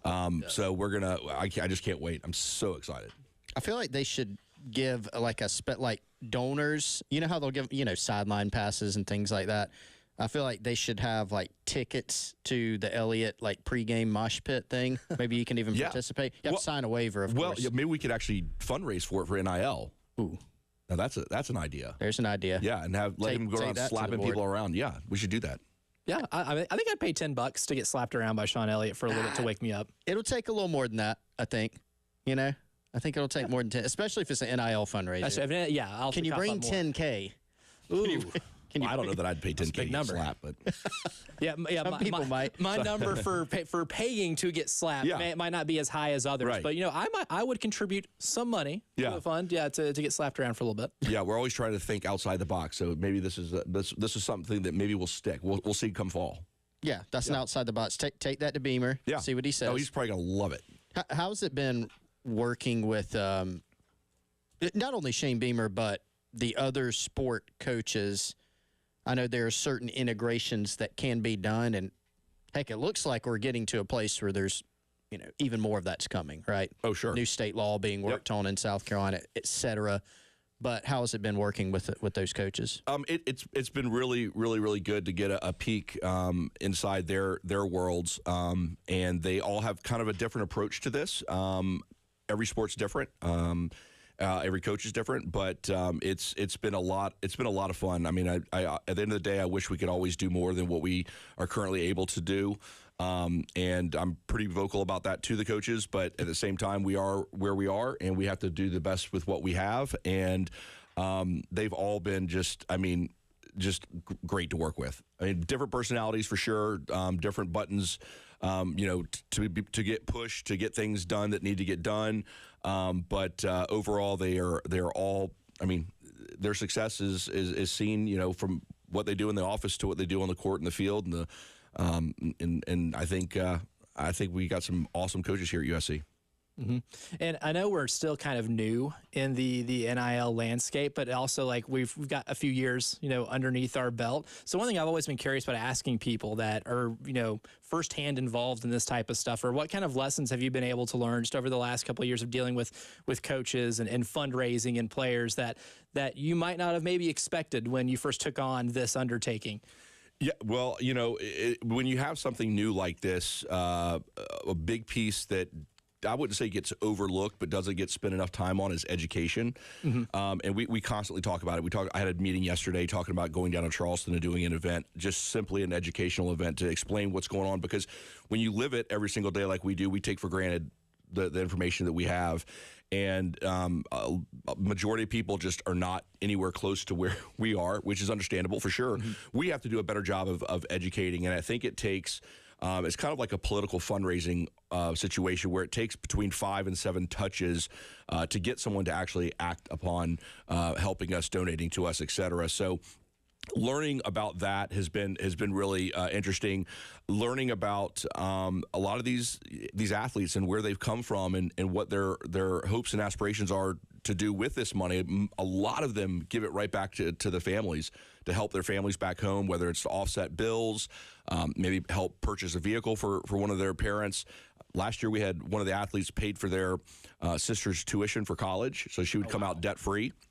So learning a lot about those things has been really, really interesting, and also being able to help some of these young men and women who maybe have not had some of these resources in the past, learning about financial literacy, management of their money, so that they can leave Carolina with a little nest egg for their future. Mm-hmm. I think that's, to me, one of the coolest parts about NIL is a lot of the education aspects to it in terms of just getting people set up for their future as well. Because one of the biggest arguments, for years when it came to student athlete compensation is, well, we don't need athletes making more money than other people on campus, or we don't need them rolling around in Lamborghinis and all this. A lot of this like real boogeyman stuff of they don't need to be like making more than certain people on campus. And you've heard a ton of stuff over the last 20 years when having these type of discussions. But I think a lot of that kind of gets ignored is you can also learn how to manage this type of money, this type of responsibility. And I think that even if you don't go play professional sports, at least sets you up for real good, real life experience to be able to make that money now, learn how to be able to save or do anything with that responsibly. I think that definitely gets overlooked a lot. Oh, absolutely. And of course, the only stories that get told are the ones that are disasters of the Lamborghinis. Yes. And yes, there's going to be those situations where in everything in life, there's always a small percentage of folks who don't do the right thing with what they have. But that's part of life and part of the choices people can make. I would say the majority of all the athletes here have been good stewards with their money. Mm-hmm. And we really try to push that. I mean, a player comes to me and says, hey, I want to get a car. Can you help me find one? And I say, okay, what are you looking for? And I said, no, I'm not going to help you look for that car. You don't need to. That's not going to make your life any better. It's going to make you poorer, right? Mm-hmm. And so, and honestly, they listen to it. They go, okay, good. I said, listen, you don't want to be seen driving that kind of vehicle around because it's going to make you look a certain way. And the donors who are asking to help fund this, they're not going to want to see you driving something like that. And they're like, oh, I didn't think about it like that. I mean, these are 18, to 22-year-old young men and women. So, I think the there's more good in this than there is bad. Unfortunately, what you see is typically the bad stories. And I think you hit at something I wanted to expand on just a little bit briefly. Like, the bad stories do get told more, yes. And then I think even the narrative around those bad stories. So a lot of people have painted the athletes, who again are a lot of times kids, painting them as the bad people. And I was talking to a high school basketball coach the other day about just kind of communicating with kids. This, sound like an older, this day and age, like the kids have changed. And he said, no. I said, hey, some coaches think the kids have changed. What do you think about that? How much harder is it to communicate? He said the kids haven't really changed at all. Said the adults have changed. The adults are in a constant fight to not let kids fail. The adults want to make things easier, and they're letting more go. And so then when you have a kid, and so like the other day, Jeremy, I heard a story.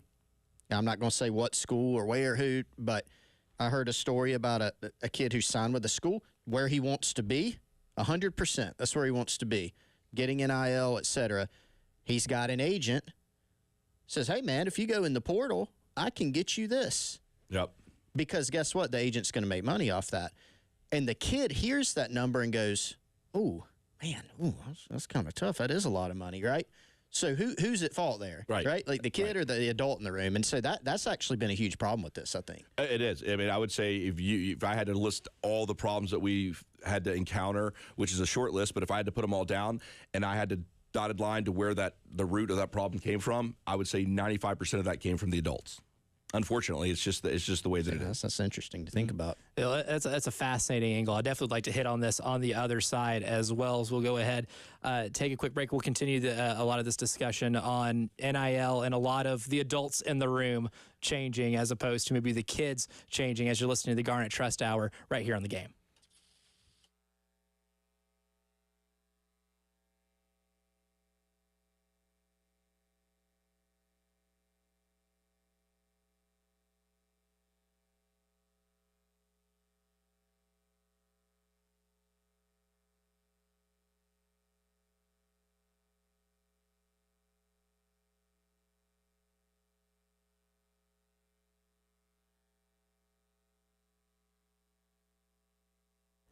Yes, indeed, the game TV put in by our guys at Integrated Media. Michael Nathan just saw Michael the other day over here making sure everything was good to go. Elijah, appreciate you taking the lead on getting everything set up so that our equipment has been put to proper use here. And if you are a business owner who maybe, I don't know if you need a streaming setup where you're on camera, but whatever you may need at your business or whatever you may need at your home, the guys at Integrated Media can take care of it for you. 803-948-8327 or integratedmediainc.com is where you can find them on the web. Get some examples of their past work at Integrated Media Columbia on Instagram or on Facebook. I saw where they put up like a 96-inch TV wall the other day. It was really awesome. Go check that out. They can do everything from mounting a TV for you to a complete smart home system where you can control all your lights, devices, and your thermostat from the touch of a button. IntegratedMediaInc.com, 803-948-8327.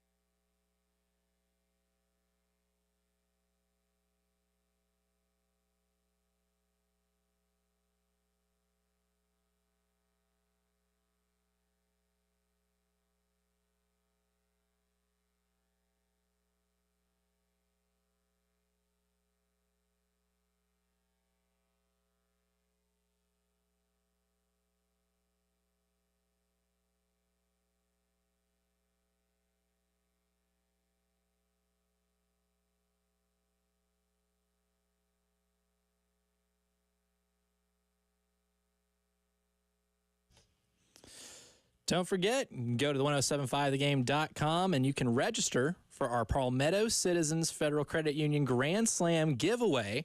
Kind of like the Lawyer Lisa Special Teams Touchdown giveaway, but for Grand Slams instead. Mixing it up a little bit for baseball season. And every game $25 is added to the pot. So if a Gamecocks hitter rips a grand slam home run, you can win cash from Palmetto Citizens Federal Credit Union. Right now, the pot is at $75. So after 3 games, no grand slams yet, fellas. But if we get a grand salami and you enter yourself in that contest, you could win some good money, especially if it's like the Lawyer Lisa thing where we don't get a grand slam for 3/4 of the year and get our first one later on. So what's wrong with Ethan Petrie? He only hit 2 homers this weekend. No grand slam. No. Slump. Yeah, he's not doing it when the bases are juiced. Only 2 home runs in 3 games. I'm not going to be doing the math on what pace he's on for right now because live math on the radio is a dangerous game and one that I don't play very well. But I will say he's on pace for a lot. So 2 home runs in 3 games, pretty good start. They did load the bases a few times this weekend, from what I recall. There were opportunities. You think they're feeling the pressure of that contest when they're up there? Probably for sure. Yeah. Well, I have a theory that when the Gamecock football team was on special teams, the Lawyer Lisa jingle was definitely stuck in the heads of the return man, exactly all like the pressure guys, the entire special teams unit could hear "Call Lawyer Lisa," and then that might have been why it took so long for them to be able to score. That's my theory. It's definitely not based on anything regarding reality, but this is a good theory. Just a theory. But we had a really good conversation last segment too, and I think Chris, you hit on a point that I think a lot of people kind of gloss over when talking about NIL, and a lot of that is sometimes the adults in the room might be a little overzealous when it comes to a lot of these kids. You had a really good example of a kid who was at a school where he wants to be, a place that maybe felt like home, was getting good NIL compensation, but there was the angle of an agent saying, "Hey, you can get more if you go in the portal. We can get you more." Mm-hmm. There's always going to be a promise of more. I think in life, it's a life lesson as much as it is a college athletics discussion topic. There's always going to be more elsewhere, but sometimes getting the best advice from people you really trust is probably the name of the game here, especially now that there are options galore of being able to transfer anywhere and maybe chase larger numbers as opposed to a spot that fits you. How do you deal with conversations, if you've had any of those that have come across your desk, Jeremy? How do you deal with those things? Whether you got a player coming to you saying, "Hey, man, I heard so-and-so at such and such school at my position, my year, my production is getting X," or an agent calling saying, "Hey, I could have my guy go in the portal." I mean, we know these things happen. So how do you try to deal with those? Well, it's uncharted territory for college athletics. So it's kind of faking it till we make it in some of those cases. But I mean, every situation is different. I think there's some level of validity to some of the questions that a player might come to ask, or even an agent to that magnitude. But the reality behind a lot of this is, these contracts or agreements that the collectives have with the student athlete, they're so much different than like an NFL contract, right? Yeah. So, when you have an NFL contract, you are locked into that contract for a certain period of time, and only the franchise has the ability to trade you or something to that magnitude. Yeah. Or if you're a coach, even in the collegiate ranks, when you have a contract, you typically have a buyout clause. If you want to leave that program, then that other school, yourself, however it's done, might have to pay a certain amount of money. Those types of provisions have not been in the agreements and contracts with the college athletes, but we're starting to see that. We're starting to see a lot of that type of stuff happening, and you get a lot of people who call themselves agents, and I use that term loosely because most of these individuals are not true agents. They're friends of the family, or they just happen to register themselves in their state as an agent for whatever reason. And, they're looking at this as, how can I make money fast? And they're not looking at the best in the best interest of the student athlete. And the narrative is trying to put it towards the collectives, as the collectives are trying to hurt the student athletes. But I really see it's on the other side of that a lot of times. There are some awesome agents out there, and I work with some of the best in the business. But it can be difficult at times, and sometimes you just kind of have to say, go. If this is what you think is best for you in your life, and you believe that what they're telling you is true, then you know what? Take the leap of faith and go. And what goes into it when trying to form a positive relationship with a lot of the agents, because you said there are a few that that you work with that that you trust. Because in an NIL landscape, they're really, with a lot of lack of transparency with certain schools and certain collectives around the country, we can't form a market because, markets for certain things require knowledge, like if, Lamar Jackson wants a contract better than Josh Allen's, he has to first have knowledge what Josh Allen is making before he can say, hey, I need to make more because I'm a 2-time MVP and I've won more playoff games than this guy has. My numbers are better.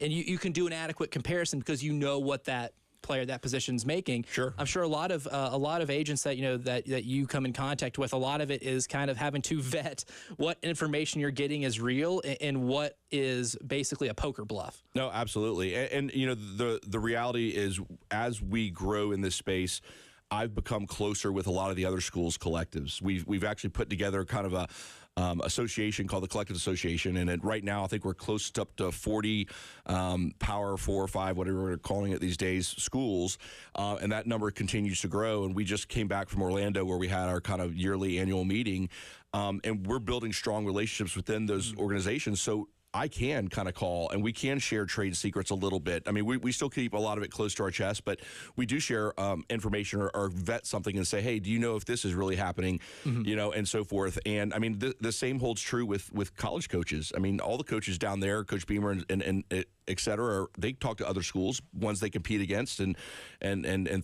bounce things off them at a given time. But trying to vet the truth from the lies can be difficult at times. I think we're getting into a better spot now where we're starting to see some trends, it's an ever moving, dodging situation that we're always trying to get as much information as we can, as fast as we can get it, to make sure we make the best decisions. Well, and I think you mentioned fake it till you make it earlier. I mean, it's kind of like the NCAA has this charade, right, which is one of the problems with exactly what you're talking about, of being able to compare numbers and contracts.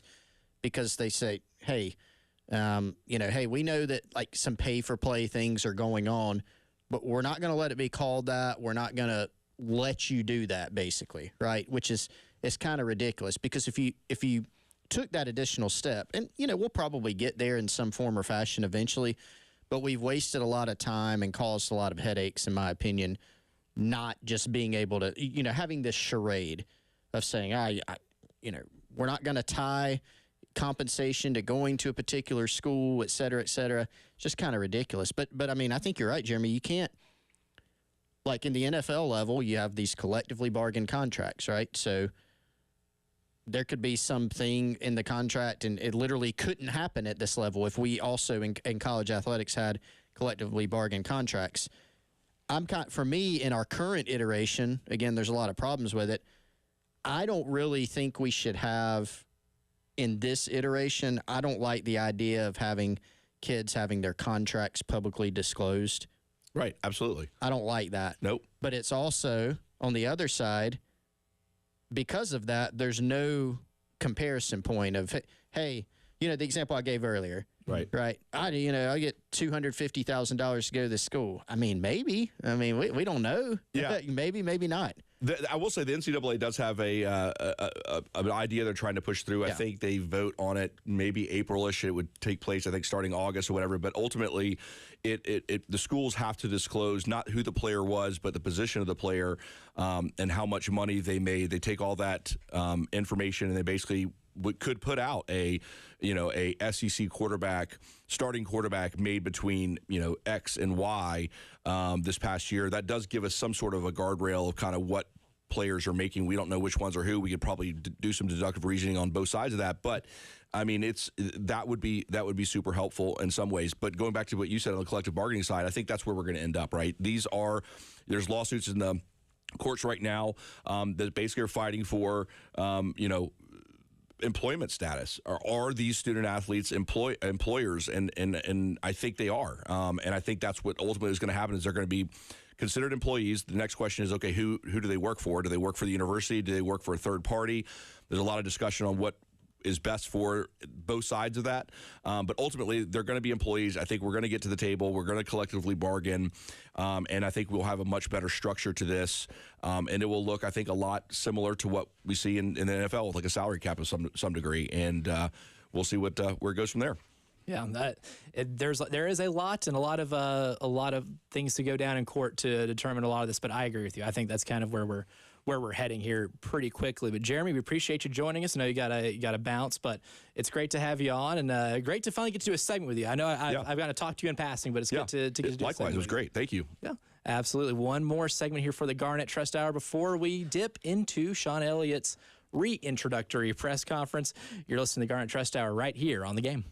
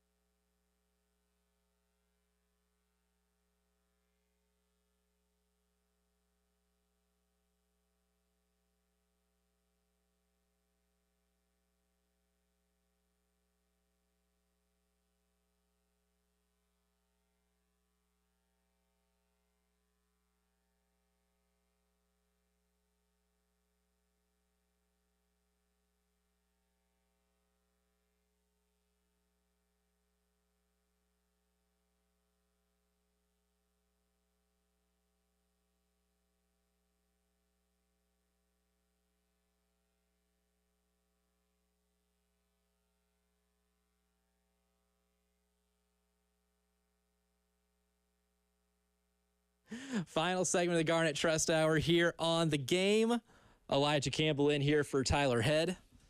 As you can see me getting my chair adjusted here on The Game TV.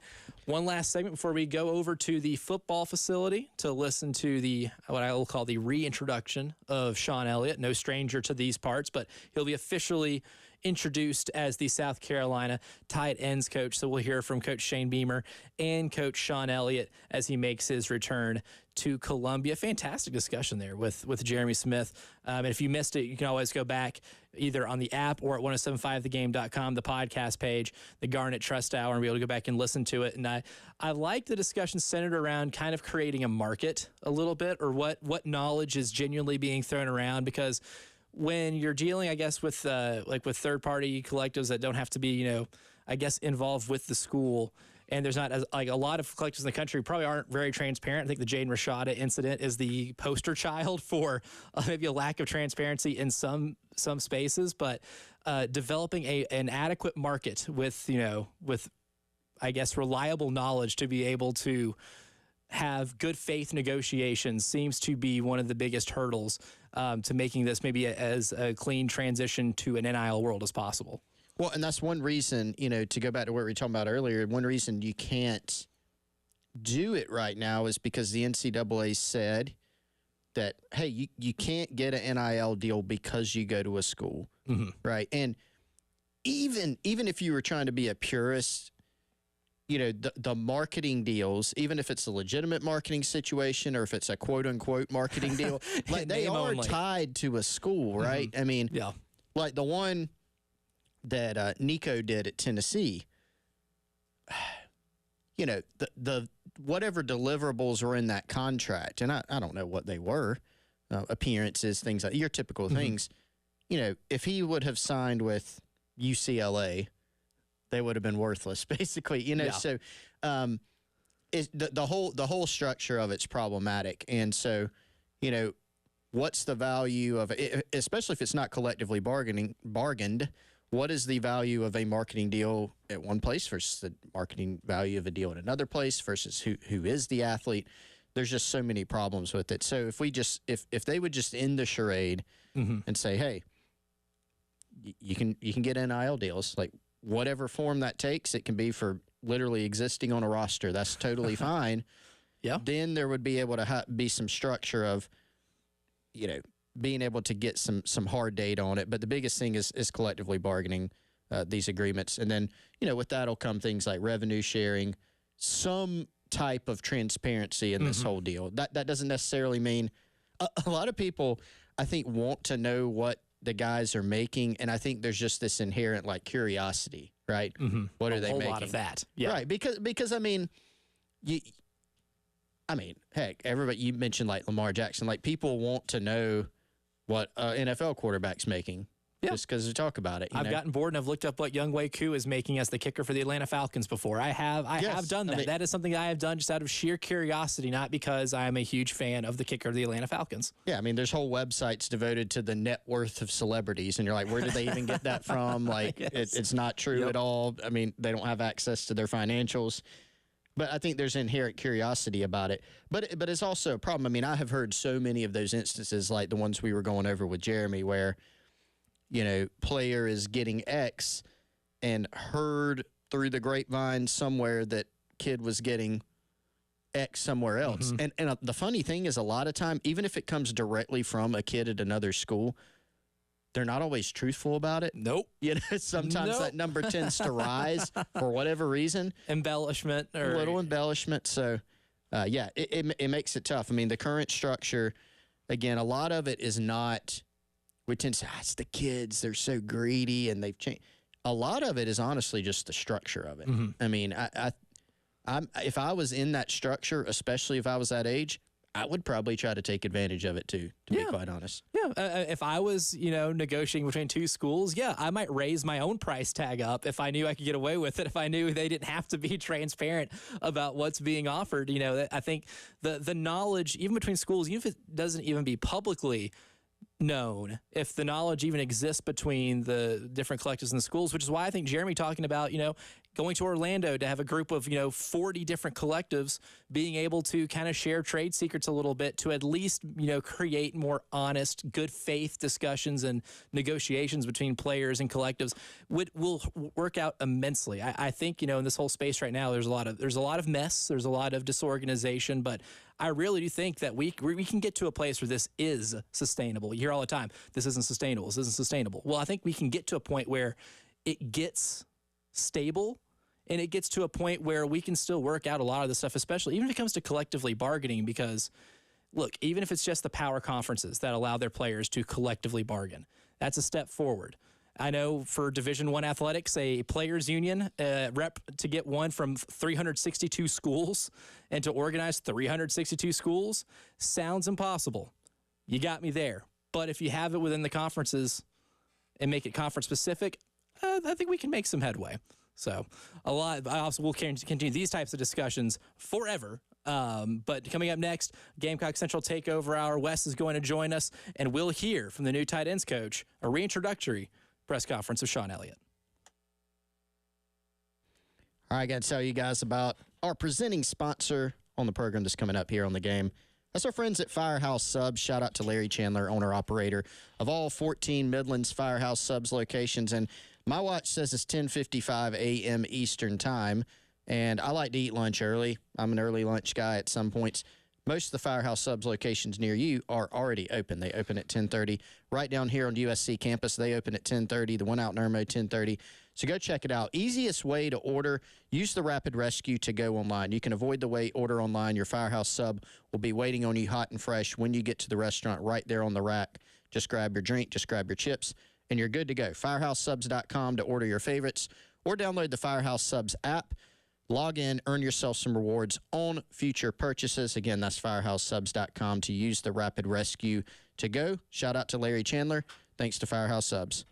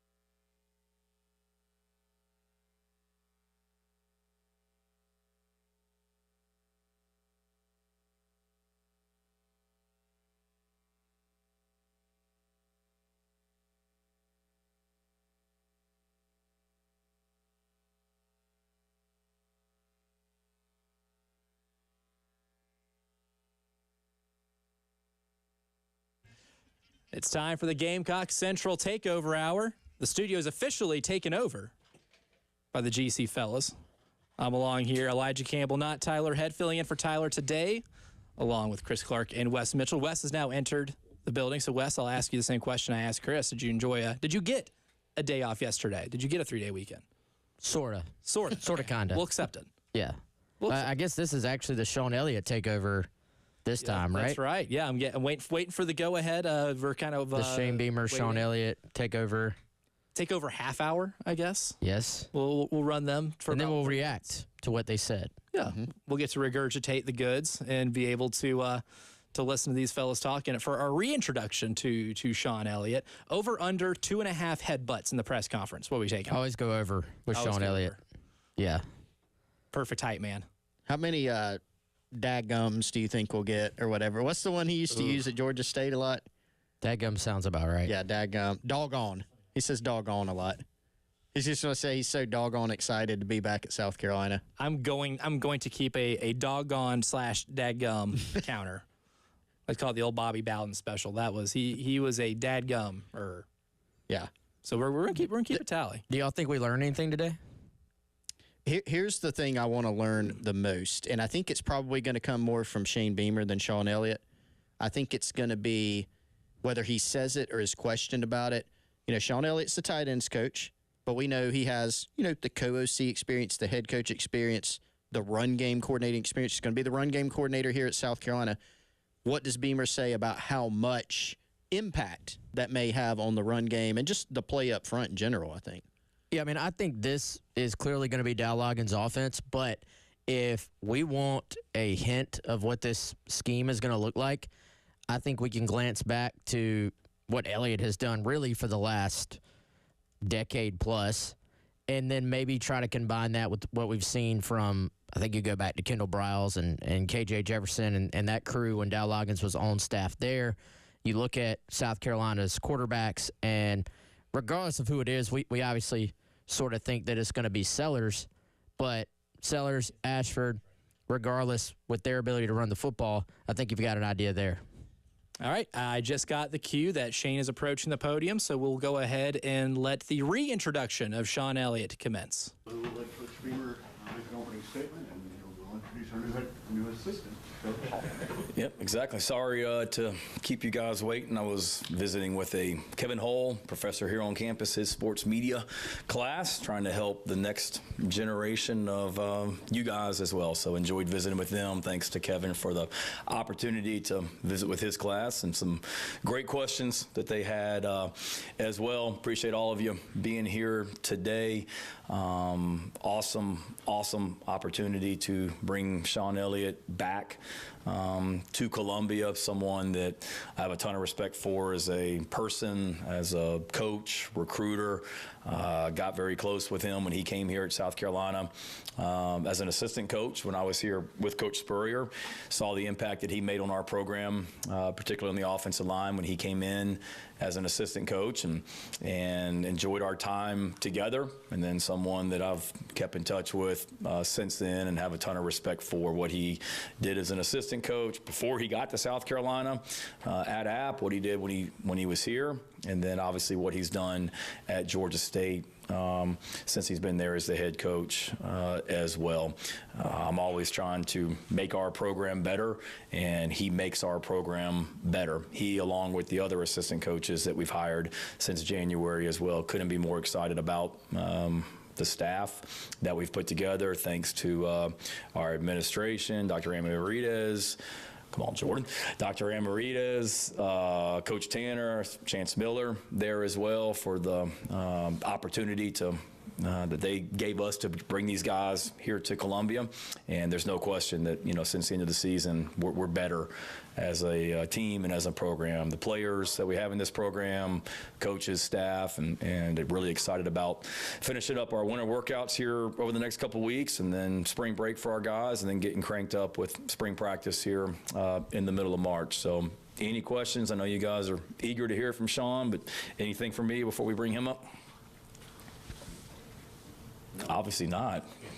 Easiest press conference ever. So, well, again, when I was looking at this position, it was something that, how can we be better? Who makes us better? And there's no question that Sean Elliott makes us better in a lot of ways, on and off the field, and certainly has been very well received. We were at a clinic in Myrtle Beach over the weekend, Friday and Saturday. Our coaches were there, and can't tell you how many high school coaches came up to me on Friday night.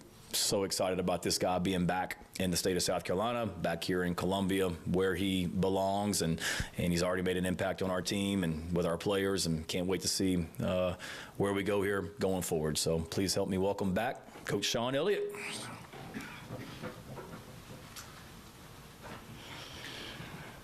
Oh, well, first of all, I want to thank Coach Beamer, Coach Tanner, Chance. Certainly an awesome opportunity to be back here in Columbia, South Carolina, with the University of South Carolina. It's, you know, to be honest with you, it almost seems like I haven't left. From afar and then from a near also, I've always kept up with the University of South Carolina, how they were doing in so many different ways. I believe everyone knows here that my family still resides here in Columbia, so the transition from Atlanta back here to Columbia was very, very easy. You know, when this position became available, I targeted. I mean, I reached out and wanted them to know that this was something that I wanted to do for many reasons, but ultimately, I think for my family, you know, the most important people in my life live here in the state of South Carolina, in the Columbia area. My parents are still in Camden, and you know, it was just a move that I wanted to pursue, and very fortunate that I had the opportunity to be back. I'm looking forward to making an impact here on the University of South Carolina, their players, their coaches, everyone involved. I know I have the passion, and I'm here to inspire and motivate and do everything I can to put this program right where it needs to be, and that's at the top of the SEC in the country. And ultimately, that's what my goal is. You know, as I was looking and coming back here, I started, you know, thinking, you know, about really personal goals, to be honest with you, and it really doesn't have a whole lot to do with football. I said, man, if I can coach at the University of South Carolina, and I've got my son, he's a high school football player at AC Flora. I said, if for whatever reason he can develop into a college football player and have the ability to come and play for the University of South Carolina, and my daughter, she's a competitive cheerleader at AC Flora and does a phenomenal job. She's won multiple state championships. I said, but one day, you know, if I could be coaching on that sideline, potentially coaching my son at the University of South Carolina, and my daughter cheering on that sideline, I said, that's a dream come true. And I have no idea if that's the case, but honestly, that would be something for me as a person and a family man and a dad, and just unbelievable experience. But love the opportunity to be here. Can't wait to get started. Been started a couple days now, and looking forward to many more days ahead. Sean, welcome back. Hey, David, thank you. Switching over to tight ends, you know, what's that challenge like? I know obviously it's a shorter group of people or a smaller group of people, but what's been the biggest challenge of switching from O-line so many years to tight ends? Well, I think you're just involved in so much more of the passing game, you know, the route combinations, the concepts, you know, that's one thing. I'm not going to call it a challenge because I've been around football my entire life, and I actually started my offensive coaching career coaching the tight ends at Appalachian State, and loved every minute of it. I think as a tight ends coach, it really makes you involved in everything. Through the course of the offense, your throw game, your run game, you're just so much more involved in everything that they do offensively. I've always said, you know, if you ultimately want to be one of the greatest coordinators, you got to have that concept, the pass and run game, and understand the combination and how it works together, and you know, play calls and what sets up this, and this gives me the ability to be really back in that fold. And you know, as a head football coach, I always had kind of the responsibility of overseeing all position coaches, and I would kind of go over there and throw some of my time in with the tight ends, the O-line, the running backs, the quarterbacks, and so I've had to experience all of that as the head coach. Hey, Coach Elmer Garnet, Big Spur, welcome back. How you doing? Appreciate it. Yes, sir. Obviously, there was a lot of national conversation when you made the move, and with all that comes with college football coaching these days and all that general stuff. Can you address just that conversation and sort of what your take on maybe that aspect of it was, and leading to you coming back. You're going to have to fill me in on that conversation. I haven't had that conversation. Yeah, sorry. As far as, being a coach at a place like Georgia State, when you have to fight to keep your players. If you're talking about, the NIL and retaining players and not getting, quote unquote poached, and I think we lost. I'm not certain on this, but I think we lost 22 players at Georgia State to Power 5 programs over the last 2 years, or the last 3 years, and that's a huge amount. They were all really, really good football players, but that had no effect on me wanting to come back to the University of South Carolina or take this job. I'm never a person that runs from a problem. I've always found a solution on how to fix it. So that didn't have any effect. Like I said, the most important people in my life live here in the state of South Carolina, especially here in the Columbia area. And ultimately, that is what I wanted in my life, and I needed to have that back in my life. Hey, Sean, welcome back. Appreciate you doing this for us. What have you learned over these last 7 years as a head coach that you're going to be able to bring back? And is head coaching, after possibly your son and daughter are here at South Carolina doing what they're doing and you're here, is head coaching something you might want to experience again?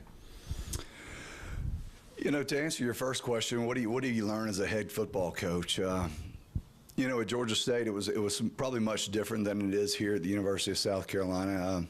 You wore a lot of hats. You had to be a position coach. You had to coach special teams. You had to be involved in everything. We only had a staff of about, really, myself, 10 assistant coaches, 5 GAs, and a couple other support personnel. We didn't have a whole lot. So, it was kind of like being back at App State in the early years. You had to do more than what was expected. You had to go out and, I would take trash out. I would vacuum. I would do everything you can imagine in being a head coach. But truly, the number one thing I think I'll bring back is just ultimately how you involve yourself with the total team. From the long snapper to the punter to the quarterback to the secondary to your linebackers.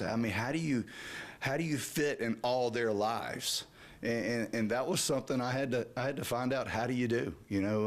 What conversations do you start? My head coach at Appalachian State, Jerry Moore, he taught me probably the most important thing, and he said, always keep a big old box of candy or a big old jar of candy in your office, gum, chocolate, whatever it is, and that way it's going to bring everybody into your office. And once the word gets out that you've got the candy in your office, then they start filing in on a daily basis. So I did that, and he was exactly right. And so I started conversations with a different positional player each and every day. Just understood what type of night they may have had, what type of situation they were in, what type of mood they were in, and it just led to a lot of different conversations. Do I ever see myself being a head football coach? I haven't even thought about it. I'm thrilled to be here as the tight end coach. If I can end my career right here coaching the tight ends at the University of South Carolina, and trust me, I've got a long way to go. I'm still only 30 years old, so I've got a hell of a long career ahead of me. Then I'm thrilled to death. But ultimately, I'm as excited today being here as the tight end coach at the University of South Carolina as I was when they named me the tight end coach at Appalachian State, or the offensive line coach at Appalachian State, or the day I walked in here to coach the offensive line at the University of South Carolina. This is a fantastic day. I'm thrilled to death. I couldn't be more excited to be here. And ultimately, I'm here to do one thing, and that's to make this football program better in every aspect of it. Hey, Sean, welcome back home. Thanks, Rick. Just want to know, what's the favorite candy that you keep in your office? I had gum and blow pops, so those guys would just file in. But yeah, we had to keep it stocked. And from a personal standpoint, how much easier or how much more relieved are you going to be coaching now that you don't have that separation and distance between you and your family, and you don't have to worry so much about missing important family events? Well, if last night's sleep was any indication, I went to bed, it was right around 10:15, and I didn't wake up until about 5:15 this morning. And I slept the entire night through. And it was just, You know, it's different. I don't know if you've ever been separated from your family or not. And trust me, and I want everybody to know, we made that decision to leave our family here in Columbia and go through the difficulties and sacrifices that you have. But just being back here, it's incredible. The relief, knowing that, you know, whether or not I get to look at or speak to them before they go to school, but knowing they're going to be home at night and I'm going to walk in that door and the same thing. And, you know, there's situations at home that you got to take care of. The heat went out, I think, Thursday night when I got back, and my wife says, "You're dealing with that." You know, I've dealt with it for the last 7 years. It's time for you to call somebody. But it's just a really nice feeling. Hey, Sean, Jack Velcher, GamecockCentral.com. First off, welcome back to Columbia. Thank you. You know, there's been a lot of former players that you coached, like Marcus Lattimore, Connor Shaw, and then just even the fans super stoked about you coming back to Columbia. First off, what does that mean to you? And this is kind of a two-parter question, but when did you kind of know that maybe, you know, you had the idea of, hey, maybe I can come back and, you know, coach here in some capacity? And I guess just what does it mean to you just overall? Well, you know, anytime you have former players that speak on your behalf and speak highly of you, then you know you made an impact on them.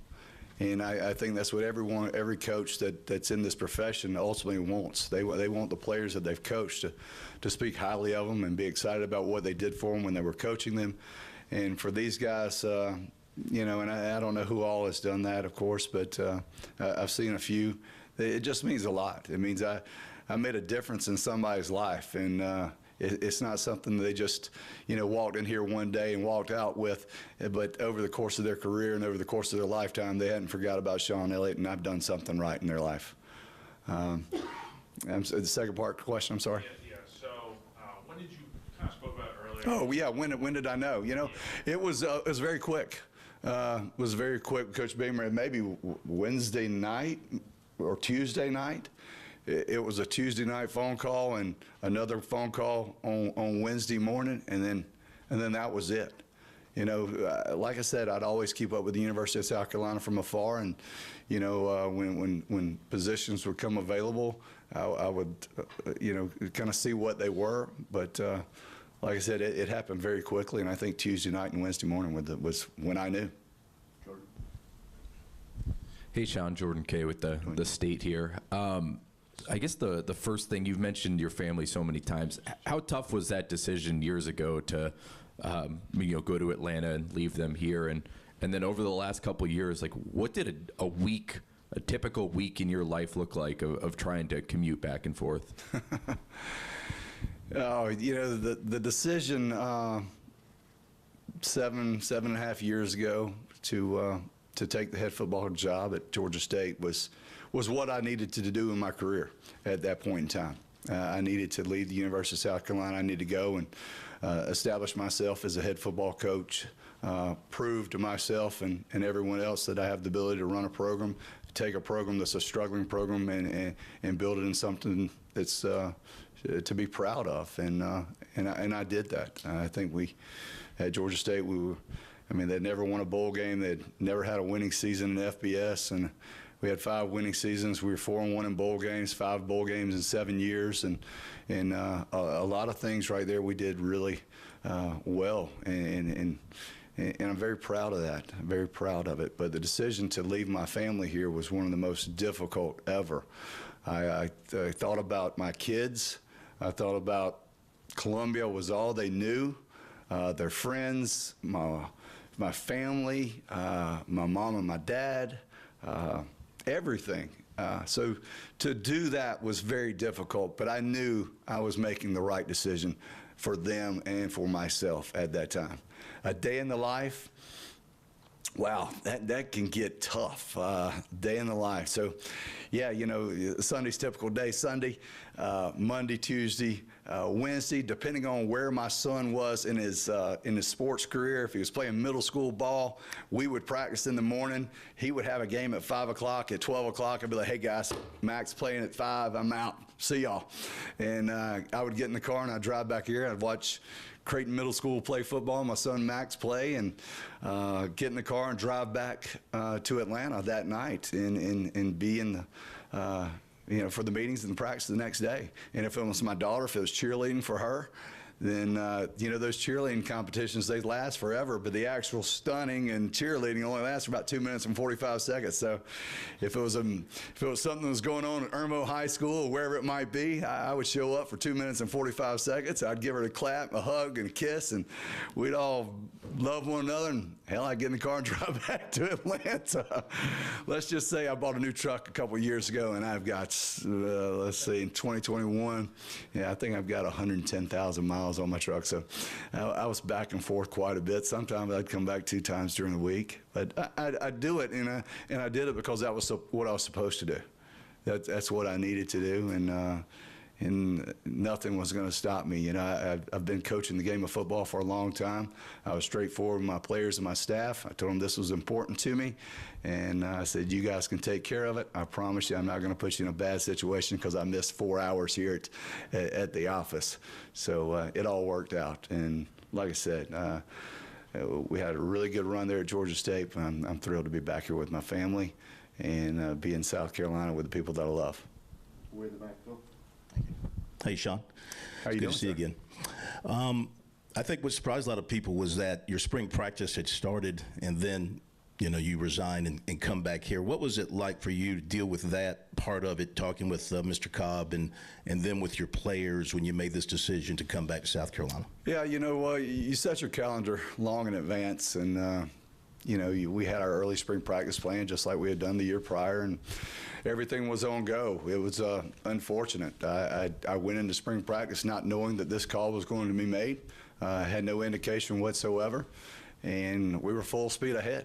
It was unfortunate that we'd gotten 2 days in, and that we had to put a halt to it. But there wasn't another way that I could have done it. And we had not tough conversations with the staff and with our players. We had really good open conversations, and I don't think I walked out of there with any one of those guys looking at me and saying, why or this. It was more congratulations, hugs, thanks for everything you've done, support you in every way, family's everything, and go be great. No longer intern, Joe? Joe Machika, Gamecock Central coach. Welcome back to Columbia. How you doing, Joe? So part of your title is now run game coordinator. Can you describe to us what kind of role you will have with Dowell Loggins in the offense? Yeah, well, I've only been in the meetings here now. This is just my second day.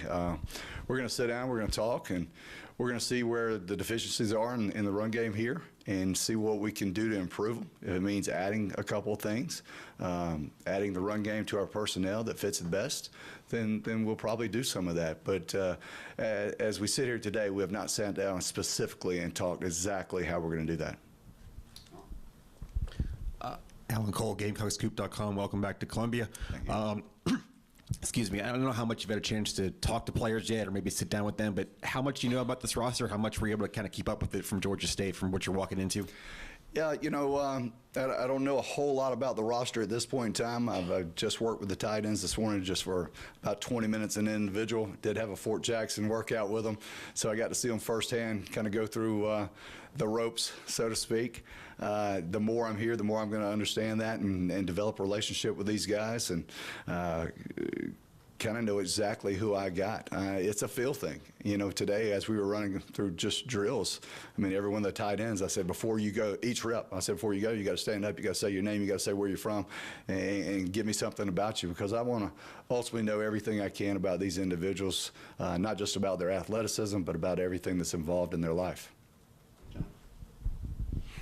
Hey, Sean, welcome back. Thank you. With your experience, obviously, as an O-line coach and the fact that the O-line and tight ends have to work so much together, how much do you envision yourself being involved with the O-line group, too, with a young guy and Lonnie Teasley being there and kind of giving some of your wisdom to that side?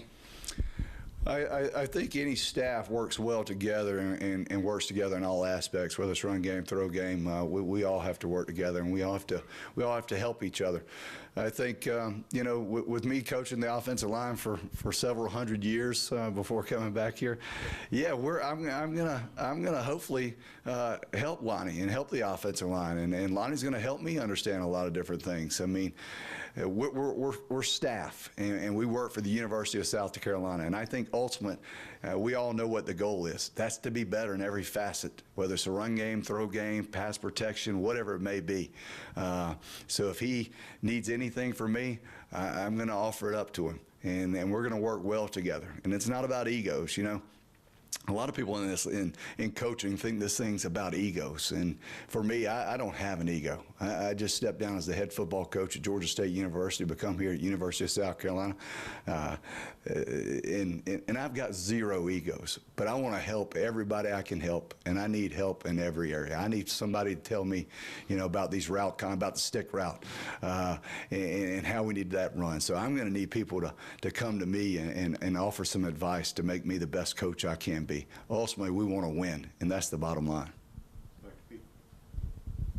Sean, obviously you had a very eventful run here at South Carolina the first time. You hear a lot of positives, negatives, that kind of thing. What stands out to you? What do you remember most about your time here at South Carolina before going to Georgia State? The fans. I mean, the most passionate fan base you can have. You know, that was something that we just didn't have a lot of at Georgia State, and I just, the support here in South Carolina is incredible. It's not matched to a lot of places across the country, and the love that they have for the Gamecocks and the University of South Carolina is something that you just see. I mean, it's just evident every single day, everywhere you go. Just me coming back here in the last couple of days, I mean, I can't go anywhere. I mean, there's Gamecocks everywhere. There's just. And they're so fired up. I mean, they're I don't know if you call it hunger or passion, but they have it, and they've always had it. I mean, since the time I was a small child walking into Williams-Brice Stadium for the very first time, I felt it, and I feel it to this day. And I can honestly tell you, when we walk in for that spring game, it's going to be there, and then for that home opener. But it's the fans. And there's so many other things that I can talk about. My experience here before was incredible.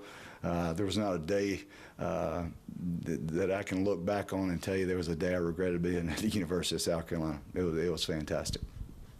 Good stuff there from Sean Elliott, reintroduced as the new tight ends coach and run game coordinator for the Gamecocks, joining Shane Beamer's staff. So I got to listen to a little bit of that here, and we'll react on the other side as you're listening to the Gamecock Central Takeover right here on The Game.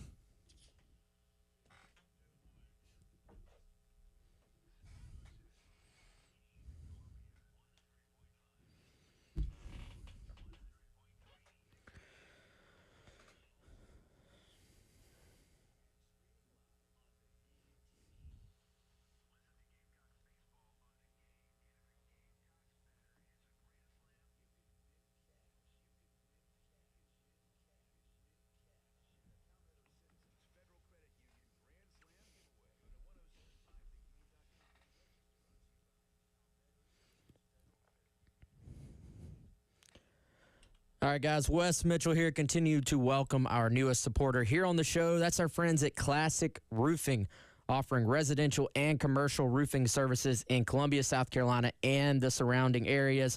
Joe Reeder, Max Sawyer, both longtime residents of the Palmetto State with families who live here. They want to help you sort of make sure your roof is in tip-top condition. That could be as simple as protecting your property, but also they want to help you enhance the curb appeal. Give them a call today, 803-590-7870, or head on over to classicroofingsc.com where you can get more information on their services, and you can set up a free estimate. With a wealth of experience spanning more than 20 years, their team of experts is well-equipped to handle all of your roofing requirements. That could be a residential project or a commercial undertaking. Either way, they want to help you. Call them today, 803-590-7870, or just go to classicroofingsc.com.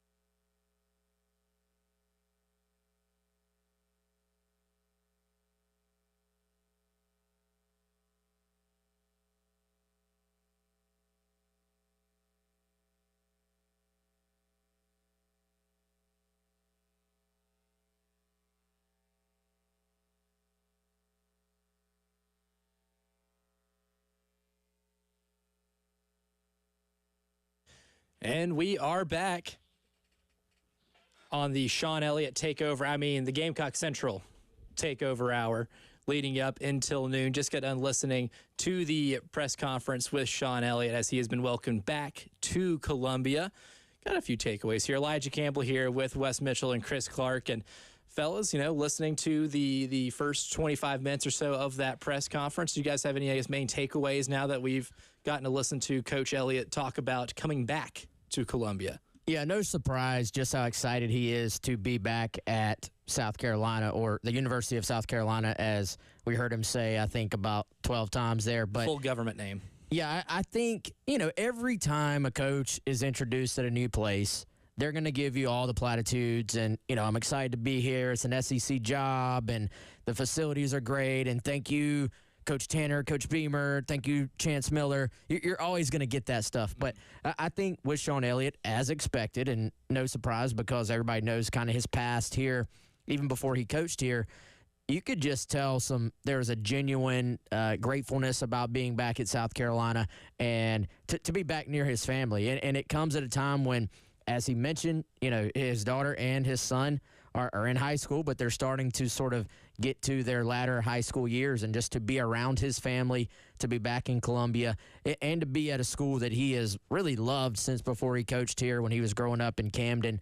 And, I think there's a certain just level of genuine excitement that you get here that, not there's anything wrong with another coach not having those ties, but I think it makes it a little bit more special for Sean Elliott, and I thought that came through pretty strongly in that press conference. It was interesting that he, to your point, Wes, said/admitted, I pursued this job and did so multiple times, throughout the games. Anytime there was a position at South Carolina, I would see what it is, and if I could, basically paraphrasing, if I could possibly be a fit for it. And that kind of lines up with exactly what we knew and had heard behind the scenes, right? That this was not the first time that Sean Elliott and Shane Beamer had a conversation about a possible reunion. This time it happened to work out, and I think it made sense for Elliott. He laid out the reasons why, and I think it made sense for Shane Beamer too, because this is it kind of sticks to the theme of the offseason for him, on the offensive side of the ball, adding staff with a lot of experience. You look at the guys he's added to this staff, you have some, head coaching experience, you have co-coordinator experience, you have coordinator experience, you got positional versatility, and Sean Elliott's, another example of that. Bonus, he's a Gamecock, through and through. I thought when Beamer made the comment, and he's had multiple press conferences about adding to staff at this point, so I don't remember which one it was, but he made that comment about how it can be lonely in the head coach's chair, it could be lonely in the OC chair, and it wasn't necessarily a shot at previous coaches here, but I think it was just a example of how added experience can help you in a particular role, especially if you're kind of in the middle of the game, you're having to make adjustments on the fly. Maybe things aren't quite going the way you expected them to when you were building the game plan that week. And you might need somebody to say, Coach, I just noticed they're doing this. We need to make this tweak in the middle of everything that's going on around you. And so I think at the time, Beamer obviously was not talking about Sean Elliott. This hadn't happened yet. But I think you look at the totality of adding a guy like Joe D to this staff, adding James Coley, who has been at the Power 5 level now for like 20-plus years, I think, or close to it. And, even your running backs coach, which is typically not a position where you have to have coordinator experience. You've got a former quarterback who's going to kind of see the big picture of things and has been an offensive coordinator as well. And now at tight ends coach, you add a guy who literally a couple of years ago was on the other sideline coaching against you and put up a heck of a fight. Honestly, they were a few special teams plays away from that being a really tight football game. So I think when you can add a guy like that, we did not get an answer to our run game coordinator. That our run game coordinator question, to me, that's the most fascinating thing about all this. What specifically does that role mean? Because to me, that's even more fascinating than the tight ends coach part. Tight ends, there's like 4 or 5 tight ends, scholarship guys on any given roster. He'll take care of that. Right. The interesting part about this hire is what other sort of what experience does he bring to the other aspects of this job? He didn't give a direct answer to that question, but I think in a later question hinted, right, a little bit at some things, because the question that he did answer that I think gave a glimpse into what you're talking about, Wes, is he was asked about, hey, Lonnie Teasley on the O-line, what will kind of the working relationship be like there? And I think Elliott actually gave a really good answer that wasn't a non-answer. It wasn't a platitude. It wasn't nothing.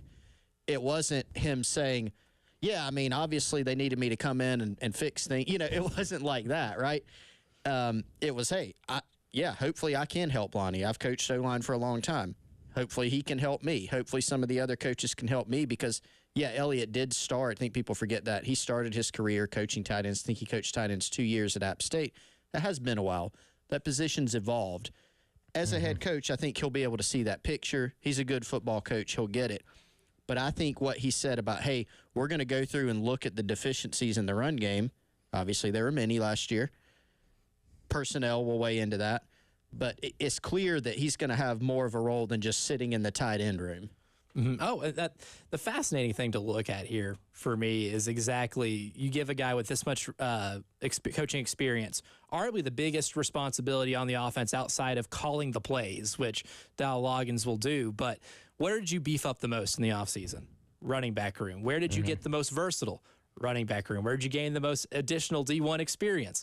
The running back room. And you lost a lot at receiver, and you don't know what your passing game is going to be right now, but you're going to have to lean on the run game a whole lot more this year than you have in previous seasons. And I just think having somebody at least that is going to coordinate that side of the game, that has had this much experience, even from a head coaching position, allows an extra layer to be given to an offense that you're still trying to shape up right now. And to Chris's point, I think Sean Elliott saying, hey, look, yeah, of course, like not just avoiding the question, because, yeah, you've got a younger, less experienced guy as the O-line coach right now, but a guy who has recruited his tail off to add talent to this room and has a bunch of guys in that room that trust him. And now, hey, guess what? This former O-line coach is coming in to be tight ends coach. I thought there was I thought he had kind of a delicate response there. A purposeful response there to say, look, of course I want to help our offensive line when needed, but I'm going to need people to help me with passing game elements of coaching tight ends as well. So not coming in and saying, yeah, I got the answers. It's, hey, we as a group have to get the answers. And yeah, I'm going to lean on other guys to help me while I'm trying to help in any way I can on this offense. But I do think you could not have asked for more perfect timing if you're Shane Beamer to add Sean Elliott in when you talked about the running back room, glance over to the quarterback room, Lenoris Sellers, a guy who can run the football, and then, of course, Robbie Ashford. That's your 1 and your 2. I think ultimately we expect it to be Sellers, but regardless, that's your 1 and 2 in some order. And you're going to build the offense around those two guys. And so to bring in someone who was here, obviously, when Connor Shaw was at South Carolina and has had a running quarterback for most of his coaching career, I think you look at adding some of those concepts, pairing that up with some of the stuff that Briles was doing at Arkansas when Dow Loggins was there with KJ Jefferson and Rocket Sanders, who's now in South Carolina's backfield. There are some intriguing things you can do here as they start to get into these meetings.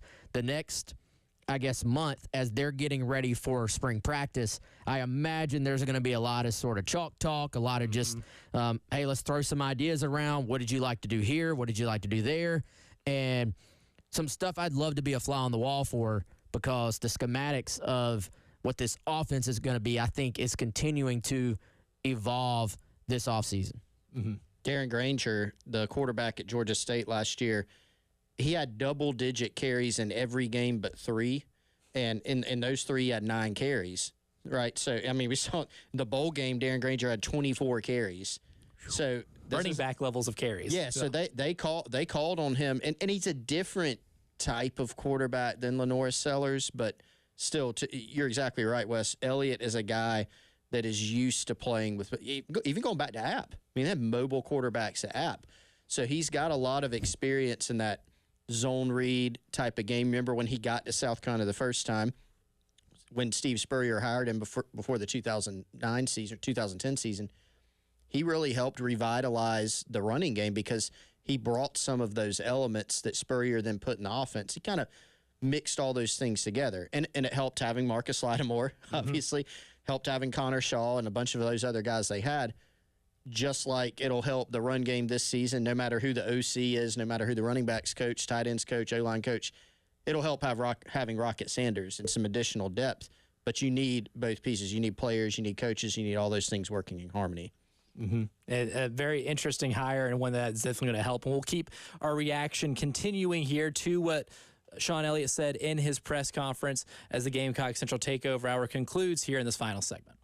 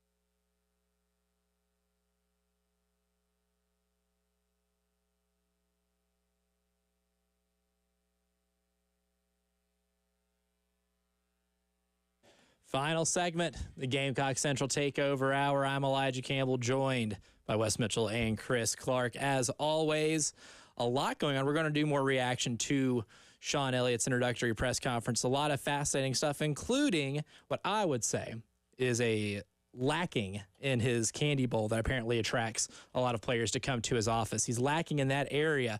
But need some Reese's in there, man. He does, and there's a lack of chocolate in that bowl that I find disturbing. Or at least maybe a little overrated. But we'll get into that as well. But what is not lacking is our video stream right now. If you can watch us here on the Game TV on our YouTube page, is set up by our friends at Integrated Media, who can set up, as Chris knows, a lot more than just a really fun video stream setup.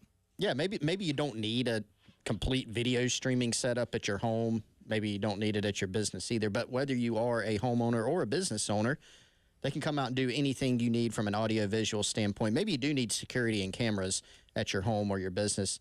TV installations, mount your TV. They can pick out the equipment for you. They can get the equipment for you. There's no reason to even go to a big box store, guys. The team at Integrated Media, Michael and Nathan, can do it for you.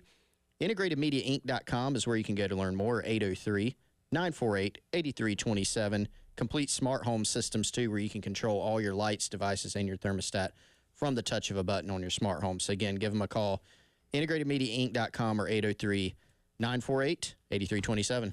Fantastic. Not just for nice, fancy TV walls. They can do a lot of other productive stuff, too. Do about anything. They really can. Wizards. Just absolute tech wizards. But you just got to listen to Sean Elliott's press conference, and I alluded to it. Only blow pops and gum in the candy bowl, and our man Rick Henry doing the Big J journalism question of asking which pieces of candy are in the bowl that apparently attracts a lot of players to spend more time into his office. He said gum and blow pops. I'm a little disappointed. No Reese's Cups. Maybe there's more. He just didn't want to give them all free plugs. Also true, too. There's a lot that goes into the sports business. So maybe he wasn't given any free pub. Looking for an NIL deal, maybe, from Reese's, from Hershey's, from somebody. Chris, do you have any other takeaways, man? You know, my main one was shout out to our guy, former intern Joe. He's still intern Joe. Is he? Okay. I agree. I was just trying to throw him. He hasn't shed the tag yet? No. He's trying, but we're not going to let him. You know, it's always He's intern Joe. A term of endearment. Intern Joe. Yeah, good question by him. And again, that was the one, you know, Elliott didn't quite get to kind of the holistic part of the run game coordinator title there and maybe an expanded role beyond just tight ends coach. He got to it a little bit later. That was honestly the main thing, you know, that I wanted to hear. Another thing that didn't come up, I'm surprised Shane Beamer didn't get asked any questions at all, you know, about kind of why did you want to make this move, the run game coordinator question. I think that would have been a good one for him as well. You know, from a recruiting standpoint, I don't think that really came up. You know, Elliott's a guy that I think has a good rapport with a lot of coaches in state. So that's not really a takeaway of mine. It's something I might wanted to have heard a little bit more about. You know, and just quite frankly, you're recruiting a totally different position. You know, one you have it, obviously as the head coach at Georgia State, he recruited tight ends, right? But just focusing in on evaluating tight ends, recruiting that position and that being your room, and then just what areas are you going to concentrate on and focus on from a geographic standpoint? Yeah, I think you look back, Elliott always did pretty well in state when he was here initially. Now, you look at the recruiting rankings, you know, Lonnie Teasley, if you're kind of going one-to-one as far as offensive line recruiting, Teasley has recruited a couple of the best classes in school history.